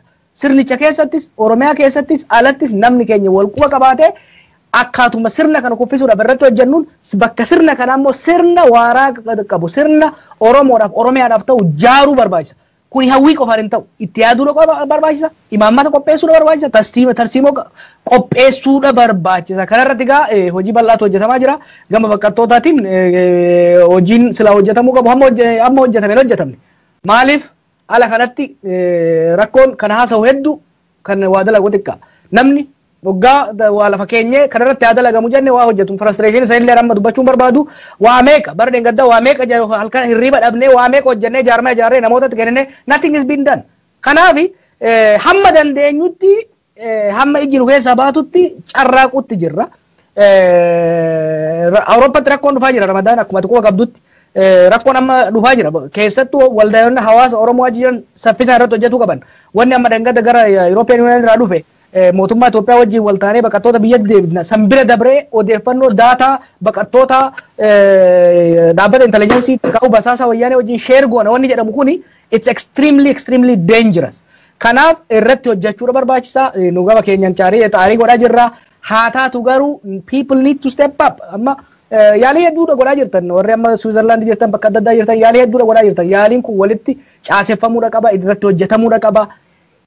Wanni Oromoo ka hojjetamu baay'ee ka hojjetu xiqqoo xiqqaatee nu rakkisaa jira. Kanaaf nama hojjetullee ol dabaluudha barbaachisaa. Hamma dandeenyetti xaarii kana hin dhufnaa tanumaan jaas gaaleef hin dabarsa. Ayyee Profeesar Isqeel gaaffiin lammataa keessattuu waa'ee baqataa si ilaala. Egaa waadaa waan galtetu jira sana eessan nu geesse kan jedhudha.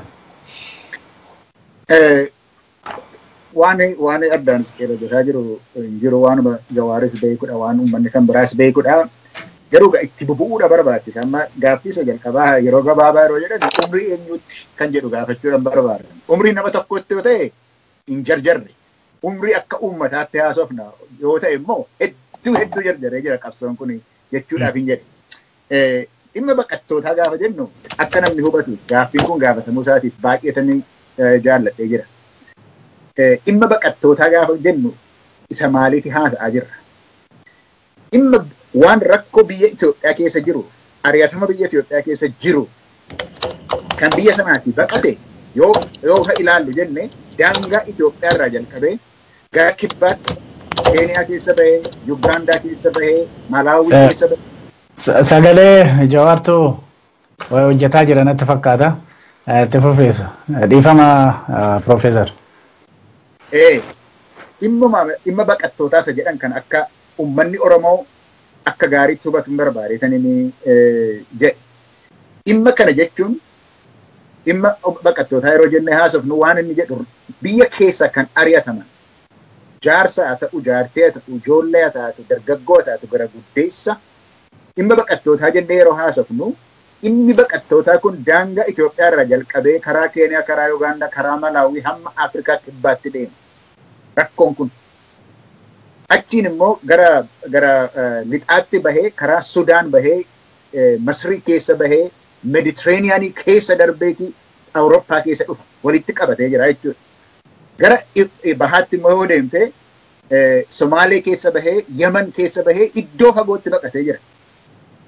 Dhimma baqattootaa jechuun jennee yeroo haasofnu akkasittidha kan hubachuun irra jiru. Dhimmi baqattootaa kun lafuma halli jira. Rakkoo guddaadha. Rakkoo guddaadha kan karaa kanaa jiru. Karaa kana immoo waan irratti hojjetamu jira jedhee waan inni na gaafate sana egaa waan wal beennuuf walitti haasofna akkasitti karaa jinis haa ta'u baqattoota tokko tokko kan hojjetamu jira. Baqataa tokko yeroo itti gargaartu jira jechuudha argite. Baqataa tokkoo fi akka Faraan ekkootu jira Faraan. Himannaan isaanii akka sirreeffamuuf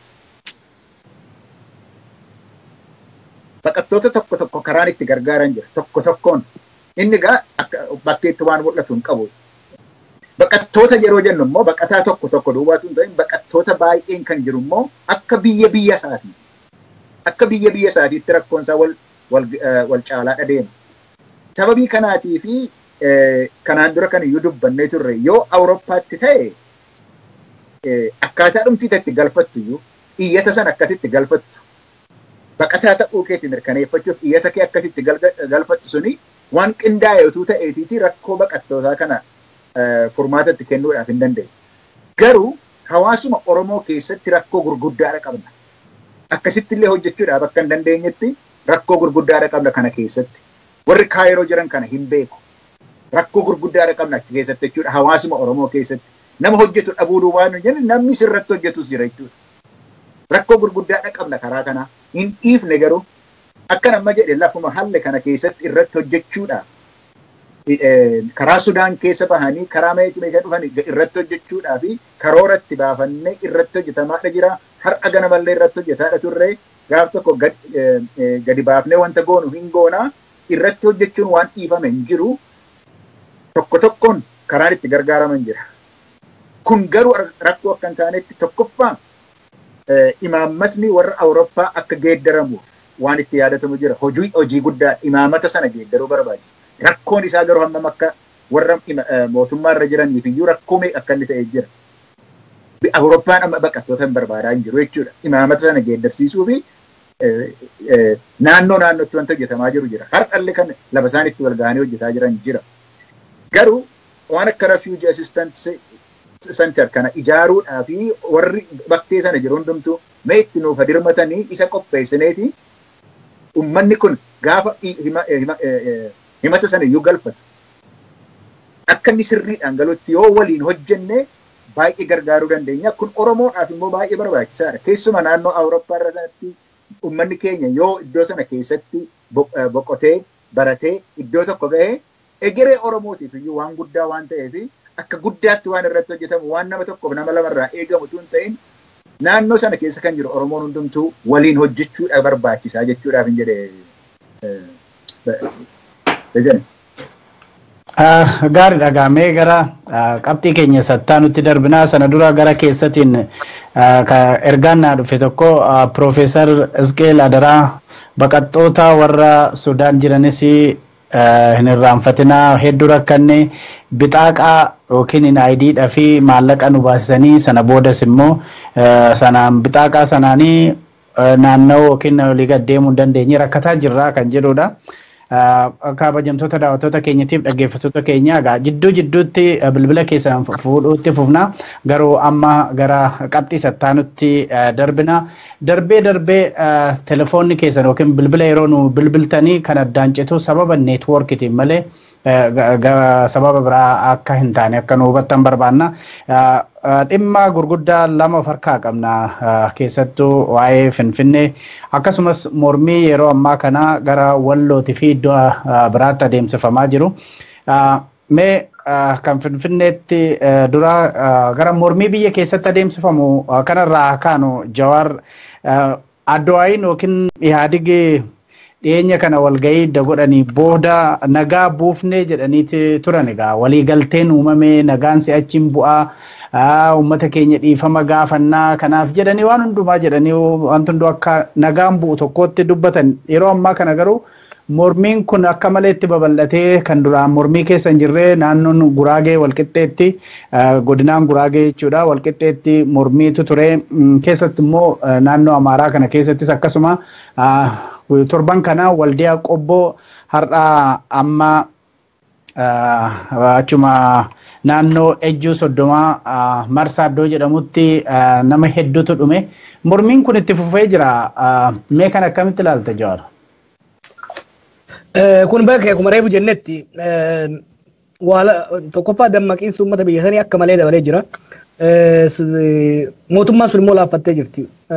Uummanni Oromoo waggoota 3 afran dabre kanaaf akka doozariitti itti bu'aa waan jiruuf mootummaa sana hedduu laaffisee jira. Waliigaltee san waa lamatu irraa hanqataa jira. Gama tokkoon jijjiirama ni finna haa jedhanii malee waliigallee adda baane haa jedhanii malee borumtaa isaatirraa kaasee irratti wal lolaa turan. Fakkeenya ibsi gaafa dura bahe sun kan ejjennoo waliigalaa san waliigalee akka hin taane agarta. Hoogganoonni paartilee afranii waggaa bahanii haasayan warra waliigalee osoo hin ta'in warra walganee bahe akka ta'etti kan hubattu. Sanii as jijjiiramni isaan waadaa galan fakkeenyaaf hidhamtoota saffisaan gad leekkifna jedhanii san immoo adadaan akkuma yaadattutti fakkeenyaaf jechi piraayim ministericha yeroo 7 ol irra deebi'amee kan gulaalamee amma keessan akka dhageenyutti fakkeenyaaf komitee dhaabanii turan. Hidhamtoota akka gad lakkisaniif koree Addisuu Laggasatiin hoogganamutu dhaabbate. Koree san keessatti koreen sun hunda akka gad lakkisu kan walii galame. Haa taatu garuu Getaachoo Asaffaa fa'aa warri dalinnati haardi kooroorra jedhaniin duubatti hambisuudhaan namoota muraasa qofa kan gad lakkisanii saffisaan gad lakkisaan jiran jechuudha. Wanni si agarsiisu maali? Ammallee warri wayyaantota galaafii hin jiru. They really don't understand. The urgency ummanni hagam takka akka saffisaan jijjiirama barbaadu. Jijjiiramni barbaadu immoo jijjiirama bu'uuraa fundamental transition. Amma kan barbaadu mootummaatti san qoqqooybuu miti ummanni kan barbaadu. Ummanni kan barbaadu jijjiirama gara sirna dimokiraasiitti akka ce'uun barbaada. Transitional change dha ummanni kan barbaadaa jiru. Gara sirna dimokiraasiitti akka ce'amuudha kan barbaadaa jiru. Wayyaanonni garuu jijjiirama xiqqoo godhanii jijjiirama xiqqoo sanii jijjiirama fiduudhaaf osoo hin tahin gaafii ummataa ukkaamsanii sobanii irra dabruudhaaf. Fakkeenya gara makalaakayaatiin makalaakayaan fi dahannatiin riifoormii akka godhamu walii galamee ture. Amma kaleessa maaliin dhagaya hamma koreen waan kana riifoormii gootu propoozaala waliigalaa fidduutti ofiisarri takkaa'u qondaalli waraanaa tokkollee akka aangoon hin kennamneef hin dabalamneef akkasumas immoo warri akka hojjete seeraaf akka dhiyaatu kan jedhamu ture. Amma akka dhageenyutti Saamoraan Orradii gara jeneraalota 33 aangoodhaaf qopheessaa akka jiru kan dhagayaa jiru. Kun hundi waliigalteen maan jedhamsun illee tokkoffaa waliigaltee dhugaa akka hin taane wayyaanonni jijjiiramuudhaaf fedhii akka hin qabnedha. Waliigaltee san keessaa fakkeenyaaf tokko kan jiru humni waraanaa biyyattii bakka jeequmsi jirutti affeerraa mootummaa naannootiin malee akka hin seenne ture kan waliigalame. Naannoo Amaaraatti kan agarru ayyaana irratti dhaqanii ayyaana xilqataa irratti dhaqanii uummata irratti osoo mootummaan naannoon affeerin dhaqanii dhukaasa isaan banantu jeequmsa kana hunda fide jechuudha. Maaliif wayyaanee arrabsitan jechuudhaan dhukaasa bananii nama 7 ajjeesanitti jeequmsi kun akka ibiddaatti amma ol qabatee ittiin deemaa jira. Ammallee deebiin isaan uummataa kennan gadduunfaan fakkeenyaaf hoggaa bakka dura jeequmsa keessanitti hoggaa gadduun dhaqee uummata qabbaneessee deemu borumtaa isaan immoo bakka biraatti nama ajjeesaa jiran. Kanaaf gama tokkoon warri OPDO fi warri BADN hamma tokko uummata keessa waan jiraniif uummata dhagayanii uummata wajjin nagaa buusuu yaalii godhaa jiranii. Warri TPLF warri waraanaa fi dahannatii harkaa qabu garuu ammallee yoo taate jeequmsa kana kaasuudhaan humnaan biyyattii deebisanii ukkaamsuudhaaf hawwii akka qabanii fi yaalii sanii godhaa akka jiran kan agarru. Kanaaf uummanni gama tokkoon jijjiirama saffisaa barbaadaa jira. Sirnichi immoo warri wayyaanee ammas humnaan qabatanii deemuu barbaadanii warri BADN fi OPDO hamma tokko jijjiirama fiduudha barbaadanii sirnichi keessanis marqamaa jira laaqamaa jira. Uummanni immoo kan argee dhiibbaa godhaa jira jechuudha. Gaariidha. Kanuma irratti akka dabaltuun barbaada Profeesar Iskeel egaa hundi keenya akka beeknu nagaan akka bu'eedha kan nagaan hin bu'aadha yeroo sanatti waadaa kan galame uummata miinirraa kanaaf waan nagaa buufnaa hundi keenya walii gallee wanti samiidha gadi jiru hundumaa laallee jedha egaa muummichi ministeeraati. Har'a garuu namatu du'aa jira amma fakkeenyaa fi yejjuu soddomaa walloo keessatti yoo xiqqaatee Oromoonni 3 akka ajjeefamanidha kan gabaafamee ture. Booda keessa immoo sanaa oliidha. Egaa yejjuun kun marsaa keessatti argamti. Naannoo Amaaraas haa ta'u walloo iddoo Oromoo naannoo Oromoon keessa jirus haa ta'u naannoo Oromootii fi kan Amaaraa kana keessatti waan hedduutu adeemaa jira. Mee kanarratti maal jettu? Yoo bal'ifnee ilaalle amma akkaataatti qabsooni addawaawii kana yookiis mootummaa abboota aangoorraa buusuudhaaf qabsoon dhiyoo kana waggaa 3tiif deemaa ture. Yoo ilaalle akkamitti akka inni deeme yoo ilaalle akka fiigichoodhaaf waa wal qabee jirutti yoo ilaalle Oromiyaatti jalqabe. Akkaataan qabsoo kanaa achitti eegalee waggaa dheeraadha irra ture. Oromiyaa guutuurraatii ka'ee wareegamni gurguddaanis mootummaa kana hamma hiddaan raase kun kan inni ga'e wareegamnis kan inni ba'e Oromiyaa irratti. Iddoo gara biraadhaati hedduun turre. Iddoo Amaaratti guyyaa 2-3 fi ka'eeti ture. Garuu akka kan Oromoo kana naannoo Oromiyaa keessatti waggaa 3 guutuu wal duukaa hin deemne ture. Kanaaf wareegamni iddoo sanatti ba'ees akka kan Oromiyaa hin taane kan ammoo daataadhaan agarsiisuun hin danda'amu. Kan Oromoo qabsoon isaa lafa inni gahe ilaaluun irra jira. Gaafa duraa waa'ee lafaati. Lafti sunis immoo naannoo Finfinneetii fi lafti fudhatamuun irra hin jiru. Lafti Oromoo irraa buqqa'uun irra hin jiru kan jedhu amma gaaffiin sun lammata hin kaatu bara. Gaaffiin waa'ee naannoo sanaatiiti lafa irraa fudhannaan suni hin kaatu waa'ee Oromoo kana keessatti. Giddu galeessa sanaati wanti jalqabee amma daangaa irraati lafa qunxurachuudhaaf lafa namni hin beeknetti lafa qunxurachuudhaaf adeemaa jira. Ija kanaan ilaallu mee tokkoosaa. Dhimma Finfinnee gaafa sana gaafa jalqabe Finfinneen nutti bal'ateedha ture. Har'a garuu Finfinneen iyyuu kan keenyaadha kan inni irra jiru. Waa'ee Finfinneen itti bal'achuu miti. Finfinnee keessatti deemee jira jechuudha. Akka kanatti yoo ilaalle kan Oromoo fagoo deemee jira. Dirree dhumti siyaasaa kana yoo ilaalle hogguu duraa uummanni karaarra deemeeti humna waraanaatiin lola ture. Har'a garuu qabeenyuma abboota sanarraa fudhateeti 4 kiiloo keessatti lolaadha jira. Kanaaf kan Oromoo fagoo deemeera. Yoo namoota Oromiyaa keessaa dhufan biyya keessaa dhufan tokkoon gaafanne waan nuyi dhageenyu naannoo aanaatti lafa mootummaan uummatatti itti bu'utti bilisa ta'eera jedha. Kanaaf fagoo deemeera kan Oromoo.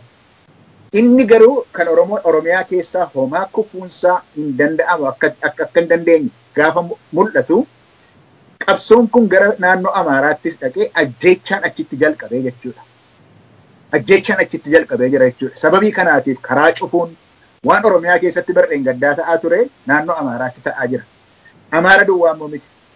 Naannoo kibbaa sana Dahideenitti naannoo Dahideen jirutti homtuu hin ta'u ture guuduraatti. Sidaama keessaa sochiin jira ture. Koonsoo keessaa jira ture. Har'a garuu walqixxeetti gaafa ta'u walqixxeetti naannoo Finfinneetti gaafa ta'u qabsoon kun achittis cehee jira jechuudha. Naannoo kibbaa sana keessattis cehee jira. Achitti immoo uummata Guraageeti kan yeroo baay'ee dubbii kana kaasee jiru. Gaaffii isaan kaasan tokkoffaa siyaasa keessatti aangoo hin qabnu nuyi kan jedhudha. Lammata immoo hojiidhumallee hojjechuudhaaf magaala adda addaa keessatti warri Tigrootaa keessaa nu baasaniiru kan jedhudha. Egaa kaniin agarsiisuu barbaade maalinni waan Oromiyaa keessatti dhalate kuni amma iddoo gara biraatti sochiidha kaasee jira. Kanaaf akka abdiitti kan ilaaluu dandeenyudha kuni. Oromiyaa irraa ba'ee gara naannoo Amaaraatti waan barreen gaddaa Oromiyaatti ta'e naannoo Amaaraatti waan barreen gaddaa Oromiyaa ta'e gara Dabuubii sanatti siqeetii jira jechuudha. Wayyaaneenoo karaa wayyaanee yoo ilaalte immoo filannoo wayyaaneen qabdu jalaa dhumtee jirti. Kanaan duras dubbadheera. Filannoo wayyaaneen qabdu gar tokkoon jijjiirama fiduudha. Jijjiirama fiduu jechuun hidhamtoota hiikuu jechuudha. Jijjiirama fiduu jechuun paartiin siyaasaa maqaa kan socho'aa jiran isaan seera qabeessa ta'anii sochii gochuudhaaf akka danda'anii dirree sana hiikuu jechuudha. Yoo kana godhe dhumeef jechuudha miti. Yoo kun ganame karaan kun banamee sochiin siyaasaa karaa seera qabeessa yoo ta'e Hawwaatiif karaa sana dhume jechuu miti. Yoo riifoormi kana immoo jedhan jijjiirama sanas hin godhan immoo yoo ta'e qabsoon itti caala jechuu miti. Waan gochuudhaaf danda'an humna isaan qaban, karoorri isaan qaban, filannoo isaan qaban karaa sana dhumeera. Kan harka jiru waraana. Waraanatti dhimma bahaa jiru. Waraanatti dhimma bahuun kun Oromiyaa keessatti maayii baaseeraa fi qabsoon kun itti caalaa daran itti caalaa akka inni deemu godhe miti. Ammas iddoo gara biraatti kan isaan itti yoo itti dhimma bahan harka isaaniitti kana fi qawwee kana yoo itti dhimma bahanii naannoo Amaaraatti ta'uu iddoo kan biraatti yoo itti dhimma bahanii qabsoon itti finiinaa adeema. Yoos itti dhimma bahan immoo yoo ta'e qabsoo waan qawwee kanatti immoo dhimma bahan ta'e harkaa dhumeera jechuudha.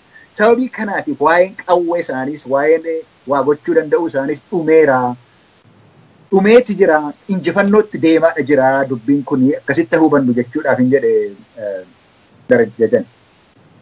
Gaariidha Piroofeesar otoo sinaas oftanuu gara keessatiin ijoollee ani dhalataa Wallooti torban tokko olii fi waraanni mootummaa wayyaanee wajjiniin adeemsisaa turre gara miidiyaan Oromoos haa ta'uu kan biraan akka barbaannetti nuun gabaasnee nu dagattanii xiinxaltoonni siyaasaa sirriitti waa'ee Walloo kana nu gabaasaa har'aa kan yejjuu 30tti nama hedduutu miidhame jedhanii warri Walloo. Egaa mee gara Wallooti gara naannoo deebinee immoo sochii naannoo Amaaraa keessatti godhamu gara mamee handhuura Oromiyaatti deebina. Piroofeesar Isqeel otoo amma dubbatu qabsoon 4 kiiloo keessatti seenee kan jedhu dubbate. Mee waa'ee Finfinnee totoo hin darbin dura qondaalli wayyaanee tokko waan inni dubbate sana dhaggeeffannee sanarraa gara Finfinneetti darbina. Fara'aan mee viidiyoo sana nu dhageessisi. ከሚሊኒየም አዳራሽ በቅርቡ የተላለፈው የኦሮሞ ወጣት ተነስና አዲስ አበባ 4 ኪሎ ግባ የሚል ዘፈን ያጫሉ እንዴት ላይ ይተላለፋል በፐብሊክ ሚዲያ?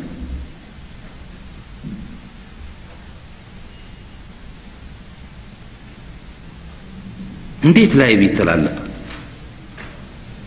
ጸረ ህዝብ የሆነ ዘፈን ነው። የኦሮሞን ህዝብ ከሌላው ህዝብ ጋር የሚያጋጭ ነው። ፈረስህን ቀልብ ተዘጋጅ ታጠቅ 4 ኪሎ ግባ ነው ዘፈኑ። ላይቭ ለቀቀው የኦሮሚያ ቴሌቪዥን።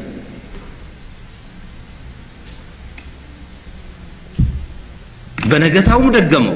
ከፍተኛ ስጋት ነው የፈጠረው ያ ሙዚቃ ያዘ ሲለቀቅ።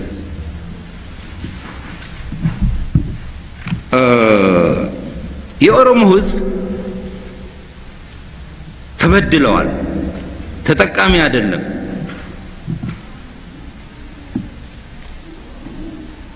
የሚል መልእክት ማንንም ይበለው ማን በፓብሊክ ቴሌቪዥን እንደዛ ብለህ ማስተላለፍ ትክክል አይደለም። አጋ ፕሮፌሰር ፊ እስከለ ፊ ጃዋራ ኩማ ዳጌሰን ጋ አከምቲ ስርብ ፈራተ ኢኮኒ 4 ኪሎ ሴን ጀዴ ስርበማ ummataaf ummata walitti buusa kan jedhudha. Meega Finfinneen Oromootti dhiyaatti moo Maqalee namoota Maqaleedhaa dhufanii TPLF Maqaleedhaa dhufanitti dhiyaatti kan jedhu. Mee kanarratti maal jettu achi yaakaan waa'ee Finfinnee? Piroofeesar Sirrankaa. Gaarii akkaataa itti namichi ilaalu si agarsiisa beektaa wanti kun. Tokko wanni inni agarsiisu namichi kun silaatii qondaala federaalaati. Achi kan inni taa'us akka nama adda bilisa baasa uummata Tigraay utuu hin ta'in akka nama itti gaafatama biyyoolessaa qabutti kan inni achi taa'u. Garuu akkasitti miti kan inni ilaalu.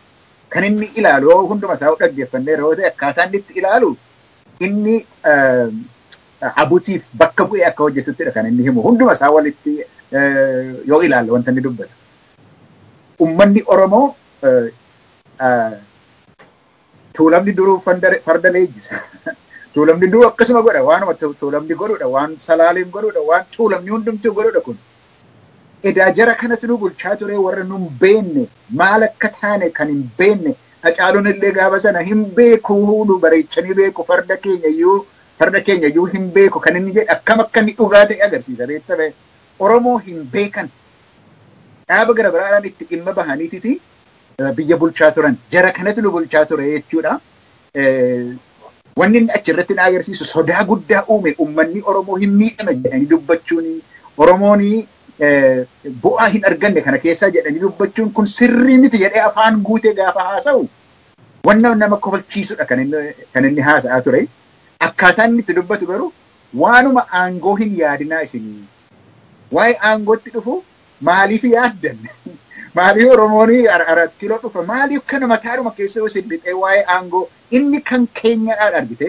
Inni kun kan keenyadhaan waaqatu eebbisee nuu kennee akkamitti kana yaaddu jedha. Kanaaf wanni inni agarsiisu namichi kuni qondaala mootummaa federaalaa utuu hin ta'in ergamaa TPLF ta'uusaa ifatti agarsiisa jechuudha. Garuu wanni nama gammachiisu achirratti kana jedheetan gabaabseetan itti dhiisaa deebii isaa deebi'es. Deebii keessumaa naannoo itti gaafatamaa kominikeeshinii Amaaraa irraa deebi'es kan inni agarsiisu akkuma sila dubbataa turre mootummaan Addawaawii kan abuutiin geggeeffamu kuni gadi deemaadha jira. Lok lafanni itti qabsoo qabaa jiru. Miidiyaan harka isaanii ture. Akka jirutti. Miidiyaan harka isaanii akka hin jirre ifatti agarsiisneerra jechuudha gaafasa. Mul'ateera gaafa sana jechuudha. Akkasitti mul'ata. Miidiyaan isaan qaban illee achitti qabsoo qabee jira namichi kun. Federaala ta'uu isaatu hin ta'in akka ergamaa sanatti yeroo dubbatu qabsoon lama shanitti qabamtee jirtu 4 kiiloo ani jedhe sana. Miidiyaa irratti illee qabamtee akka isheen jirtu mul'isa jechuudha. Gaariidha egaa mee Jawaar wanti itti dabaltoo jiraatte namoonni tokko tokko afaan Oromootti nu hiika jedhanii guutummaatti illee yoo hiikuu hin dandeenye kan namichi kun jedhu 4 kiiloo seenii kan jedhu attamitti kallattiidhaan miidiyaa mootummaatiin darba sirbi kun sirba farraati lammata immoo uummattoota walitti buusaa kan jedhudha attamitti walumaa gala Oromooni mirgi isaa miidhamne attamitti gaafataadha kan inni jedhu.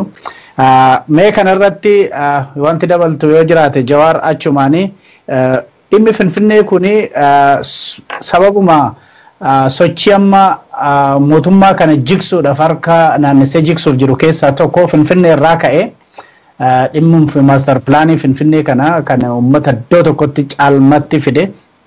Sunis sadarkaa maalirratti akka argamu achumaanii nu ibsitaa kana caalurraa yoo ka'uu barbaadde sitti fufi.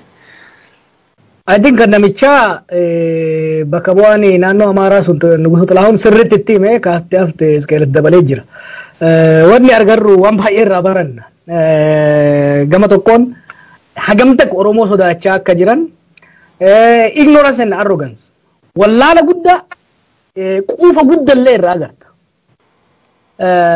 Quufa guddaa ka agartu 4 kiiloo handhuura Oromiyaa taa'ee akkamitti Oromoo waa'ee 4 kiiloo sirba dargaggeessa Oromootiin 4 kiiloo seeni akkamitti jettaanii hagam takka wallaala namni kun qabuu fi quufasa. Oromoon waa'ee maqalee iyyuu dhaqi jedhee yoo sirbe maali? Sirna federaala tokko keessa waliin jirra. Adwaa dhaqi yoo jedhee sirbe namni kun maali? Mirga qaba barre akka seeratitti isaanuu dhufanii biyya keenya bulchaa jirani. Kanaaf quufas wallaalas guddaadha agarta. Sanirraan immoo sodaa. Fear, ignorance and arrogance. 3 very dangerous compositions. Kuni waan hedduudha.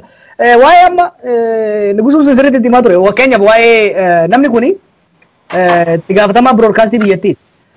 Aangoon biroodkaastii biyyattii wanni hamaan akka hin dabarre. Wanni hamaan jechuun fakkeenya wanni saba arrabsu. Wanni qaanyii ta'e, wanni daa'immaniif mul'achuu hin qabne, wanni arrabaa, wanni moral indecency ta'u biyya kanas jira amma nuti OMN register taanee biyya kanaa qabna. Waan nuti amma dabarsinu kana qaama to'atu jira. Ilaalcha nuti dabarsinu yoo barbaade Trump arrabsuu nan danda'a. Trump maal arrabsite hin jedhu. Obama arrabsuu dandeessa OMN irratti maal arrabsite hin jedhu. Jechi ati ittiin fayyadamtu suni tokko waan saba tokko yookiin amantii tokko akka malee tuquu fi jeequmsa uumuu danda'u akkasumas waan daa'imman hin taane qofa very regulatory body dha. Namichi kun garuu waa'ee Hacaaluu kan inni jee qofa miti. Waa'ee Nugusu Xilahuun waan inni jee yoo agarte alaabaa durii takka ka qabu sirba Teedii Afroo ni rikileema isaa maxxansiteedha.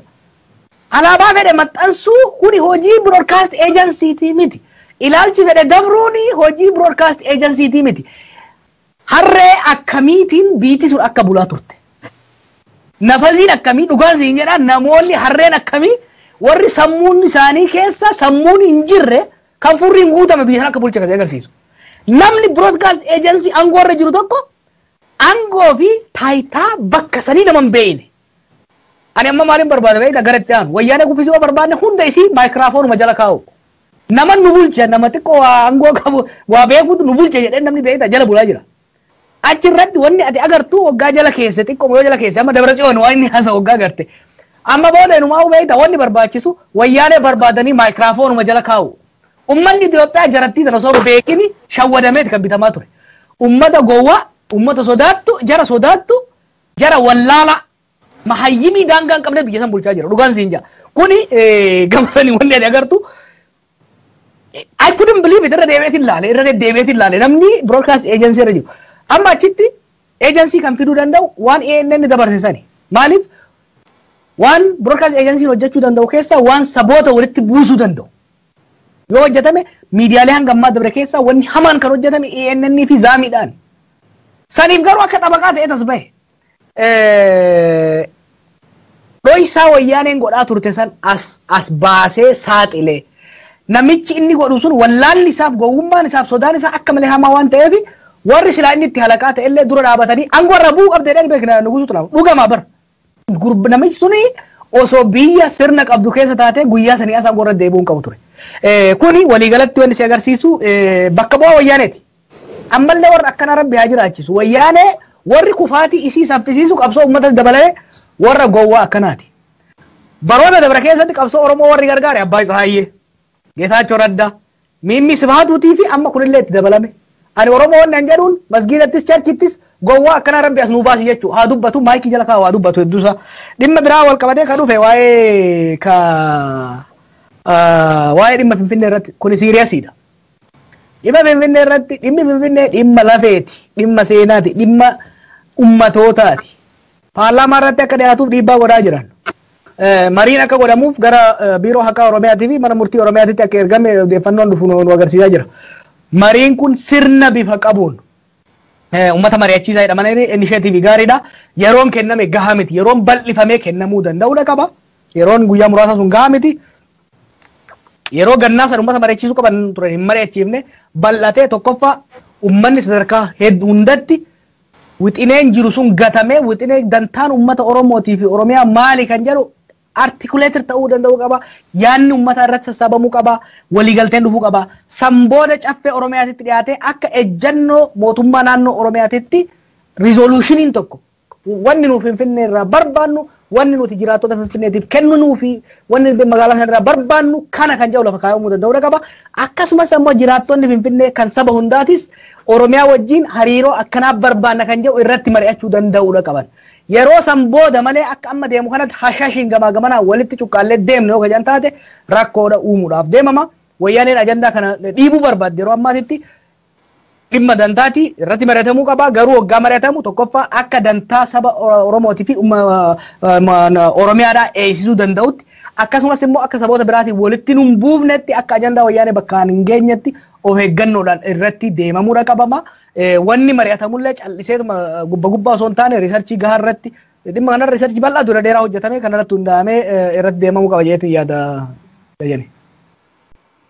Gaariidhamee sagantaa keenya gara goolabuutti deemaa jirra. Profeesar akkuma amma Jawaar jedhe wayyaaneen ajandaa Finfinnee kana duraan yeroo uummanni Oromoo gaafatu jalaa callifte waan biraatu hojjetaa turte.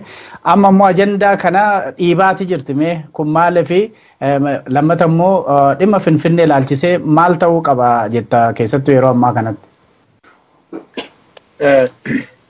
Wayyaaneen seerri amma bahu akka bahu kan isheen barbaaddu wanni tokko seeratti ergi qabatameetii fi geeddaramuun isaa rakkoo waan ta'uudhaa fi hatattamaan jala dabarsuudha barbaadu. Waan dhimmi Finfinnee kuni waa'ee faayidaa addaa Oromoo jedhamu kuni beekamaadha. Tokko daangaan isaa beekamaadha.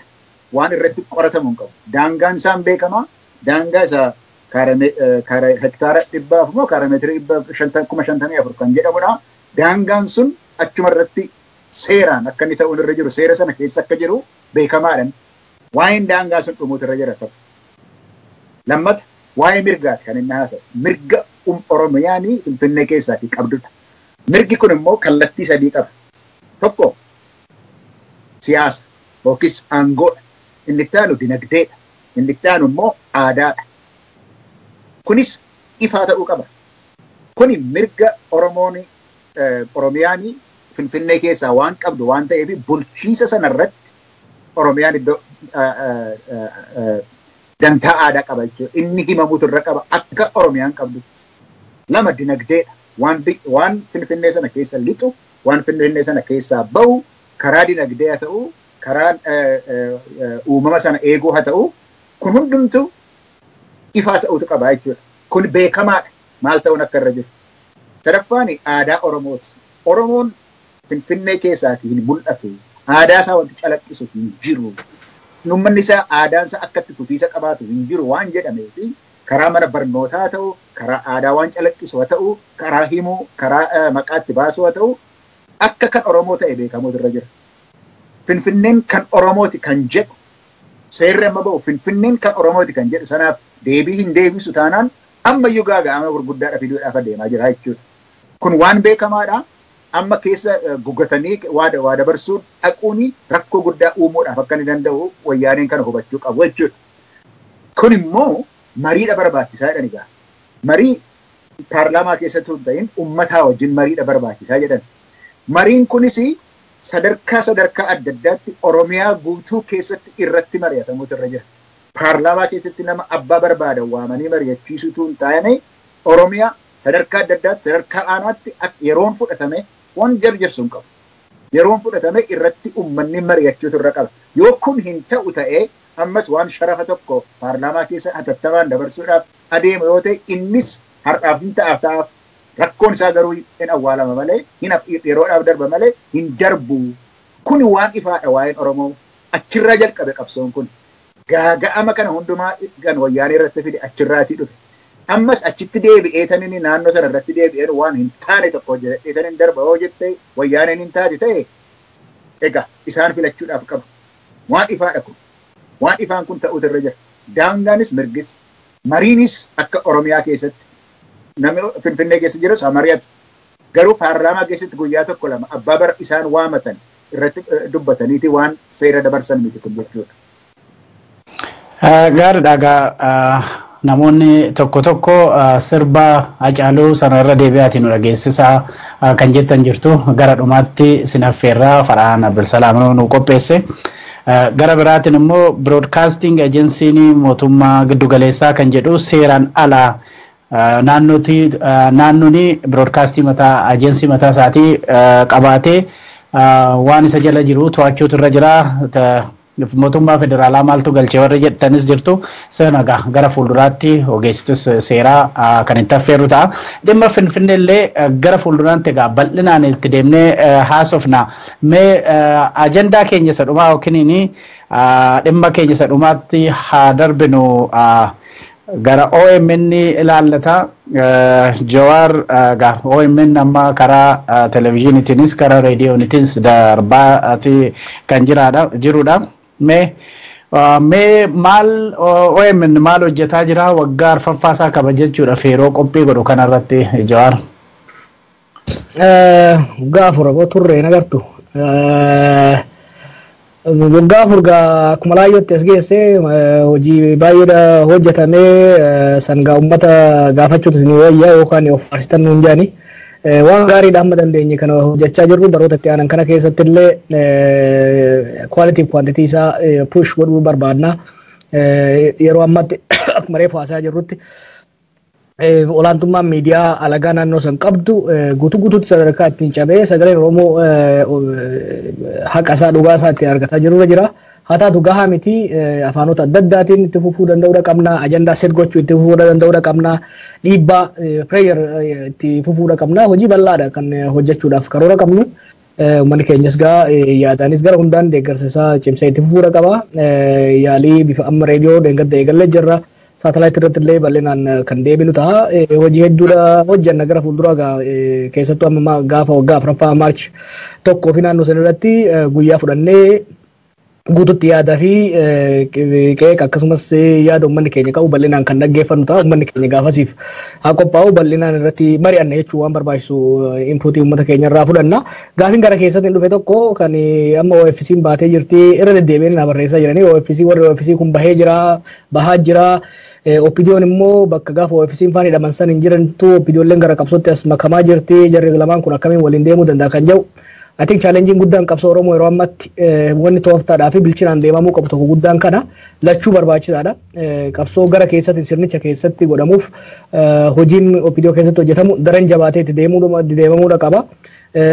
Gara opiniyoo keessatti jabinni dhufuunii fi humni jijjiirama barbaadu jabaachuun qabsoo Oromootis ni fayyada, OFC's ni fayyada. Akkasumas immoo OFC'n deebi'ee hojiin duraa amma saffisaan baay'ee isaan barbaachisu caasaa isaanii diigame deebisanii ijaaruu of jabeessuu danda'uudha qabanii lachuun barbaachisa. Lachuu qabsoota ni tolcha ni jabeessa malee hin laaffisu. Lammaan kaleessa waan gaarii dubbate gara dhumaa irratti kaleessa wanni jedhee paartiilee Oromiyaa keessa socho'an wajjin haalli isaan itti bilisummaan socho'an irratti akkasumas haalli ittiin waan walii galuu irratti waliin hojjennu irratti waliin hojjenna waliin hojjechuudhaaf haala mijeessina jedhee jira. Kun jecha qofa ta'uu qabu qabatamaan ta'uu danda'uu qaba. Sadarkaa hooggansaattis taatee sadarkaa miseensatti wal quba qabaachuun bakka waan wal ta'an irratti waan walii galan irratti waliin hojjechuu waan waliin galan irratti garuu walii kabajanii mirga walii kabajanii deemuun barbaachisaadha. Maaliif akkuma reefu jetti kan qabsoofnu uummanni Oromoo kan qabsaa'u abaluu tokko aangorra baasuufi miti. Paartii tokko yookiin immoo nama tokko aangorra baasuufi miti. Malti paartii dimokiraasii ijaaruudha kan barbaannu jechuudha. Kanaaf bu'urri malti paartii dimokiraasii sun har'umarraa lafa kaa'amuudha qaba. Opiniyoonis akkuma lammaan jetti akkuma waadaa galanetti mirga OFC'n uummata gurmeessu Oromiyaa keessa socho'uudha guututti eeguu fi danda'uudha qabanii. Warri OFC's jijjiirama hamma tokko lammaan faan fidan kana acknowledge godhanii actually Dr. Maraaraan waan gaarii dubbate. Dr. Maraaraan illeen jijjiirama jarri fidan kana dinqisiifatee jira bakka kenneefii jira akkanumatti walii quudhaa walii kabajaa dhugaa walii galchaa bakka garaagarummaa qaban irratti immoo garaagarummaa isa walii beekaa deemuudha barbaachisaa challenge guddaadha waan laafaa miti. Ganarratti gorsi bifa adda addaatiin isaaniif gara lachuufuu kennamu jabaachee deemuudha qaba. Ati ganarratti isqeellee yoo ajee gaarii na fakkaata gaafii jabduu gara keessatti dhuftu waan taateef. Gaariidha Profeesar gaafii gaariidha kan ka'e yeroo warri mararaa guddinaa fa'aa mana hidhaa keessa jiranii yoo isaan achi keessaa ba'anii uummanni gara isaaniitti waan garagaluuf opiniyoon fedhiin qabdu jedhames gara bifa adda addaatiin namoonni dubbatanis hin jiru. Mee maal ta'utu irra jiraata yeroo ammaa kana Dr. Mararaanis wanti isaan hojjetaa jalqabbiin gaariidha kan jedhu dubbata. Lammaanis gama isaatiin waan inni jedhu amma Jawaar irraa dhageenye. Mee waan itti dabaltoo jiraate? Waan ammaa irratti moo waan isa dura gaafatteettis isa waa'ee OMN maal hojjeta jedhan?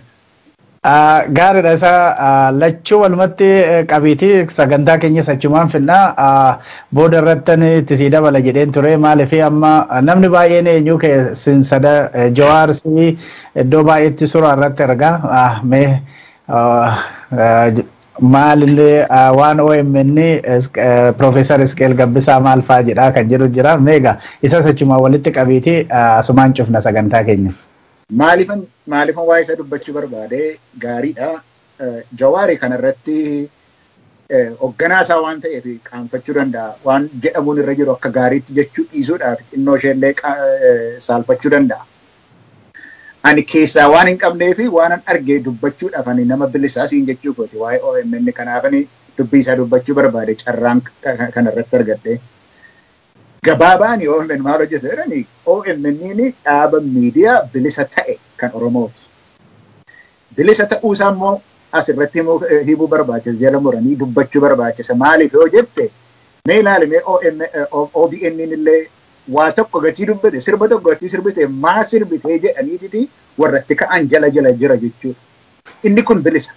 Inni kun bilisa ta'eetiti Oromoon waan inni barbaadu addunyaa irratti akkamiin akka inni beekamu barbaadu akka Oromoon barbaadu bilisa ta'ee kan barsiisuu danda'udha jechuudha. Waan inni hojjetu waa sadiin jedhan. Ani nama OMN lafa isin hojjettanii biiroo keessanittis ilaaledha. Karaa yeroo inni jalqabe immoo Oromiyaa keessattis nama argedha. Garlachuutiinuu nama argedha. Garlachuutiinuu nama arge kana waan hin qabuu fi OMN ummata Oromoo barsiisa ture. Inform godha ture. Waan biyya keessatti ta'u namoota biyya bakkee agarsiisa ture. Waan bakkeetti ta'u biyya keessatti facaasa ture. Qabsoo meeqa keessa darbee ummata Oromoo kana sagalee tokkoon akka inni dubbatu kan godhe OMN'dha. Inni hammi jiru Oromoodhaaf kan dubbatu hundumtuu banaadha ture. Lafa banaa kanarratti waan biyya keessatti ta'u hubachuudhaaf baruudhaaf odeeffannoo lafa inni irraa argatu sun iddoo sanarraatii ture jechuudha. Odeeffannoon lafarraa madda odeeffannooti ture jechuudha. Lammata hin barsiisa ture. Barsiisa kenna ture waa'ee Oromoo. Oromoon maal akka ta'e. Oromoos deebisee barsiisaadha ture. Ummata kan biraas barsiisaadha ture. Waan Oromoon godhatu qabsoosaa kan ammoo afaan Amaarinyaatiin haa ta'u. Afaan Ingiliziitiin haa ta'u. Afaan Suwaahiliitiin haa ta'u. Afaan Arabaatiin haa ta'u. Waan isaan godhan see afaan Arabaa dubbisu sanarraallee dhageesseetta. Warri Turkiillee achirraatii dhaga'u turan waan afaan Arabaa beekaniif jechuudha. Sababii kanaafi waan Oromoon ta'e waan inni adeemuufis barsiisaadha ture jechuudha. Sadaffaan odeeffannoo madda odeeffannoo ta'uu duwwaatu hin ta'in barsiisaa Oromoo utuu hin ta'in Oromoo mataasaa iyyuu immoo akka inni iddoo kanarraatiin waanuma aadaasaa argatu barsiisaadha dhiyeessaadha ture.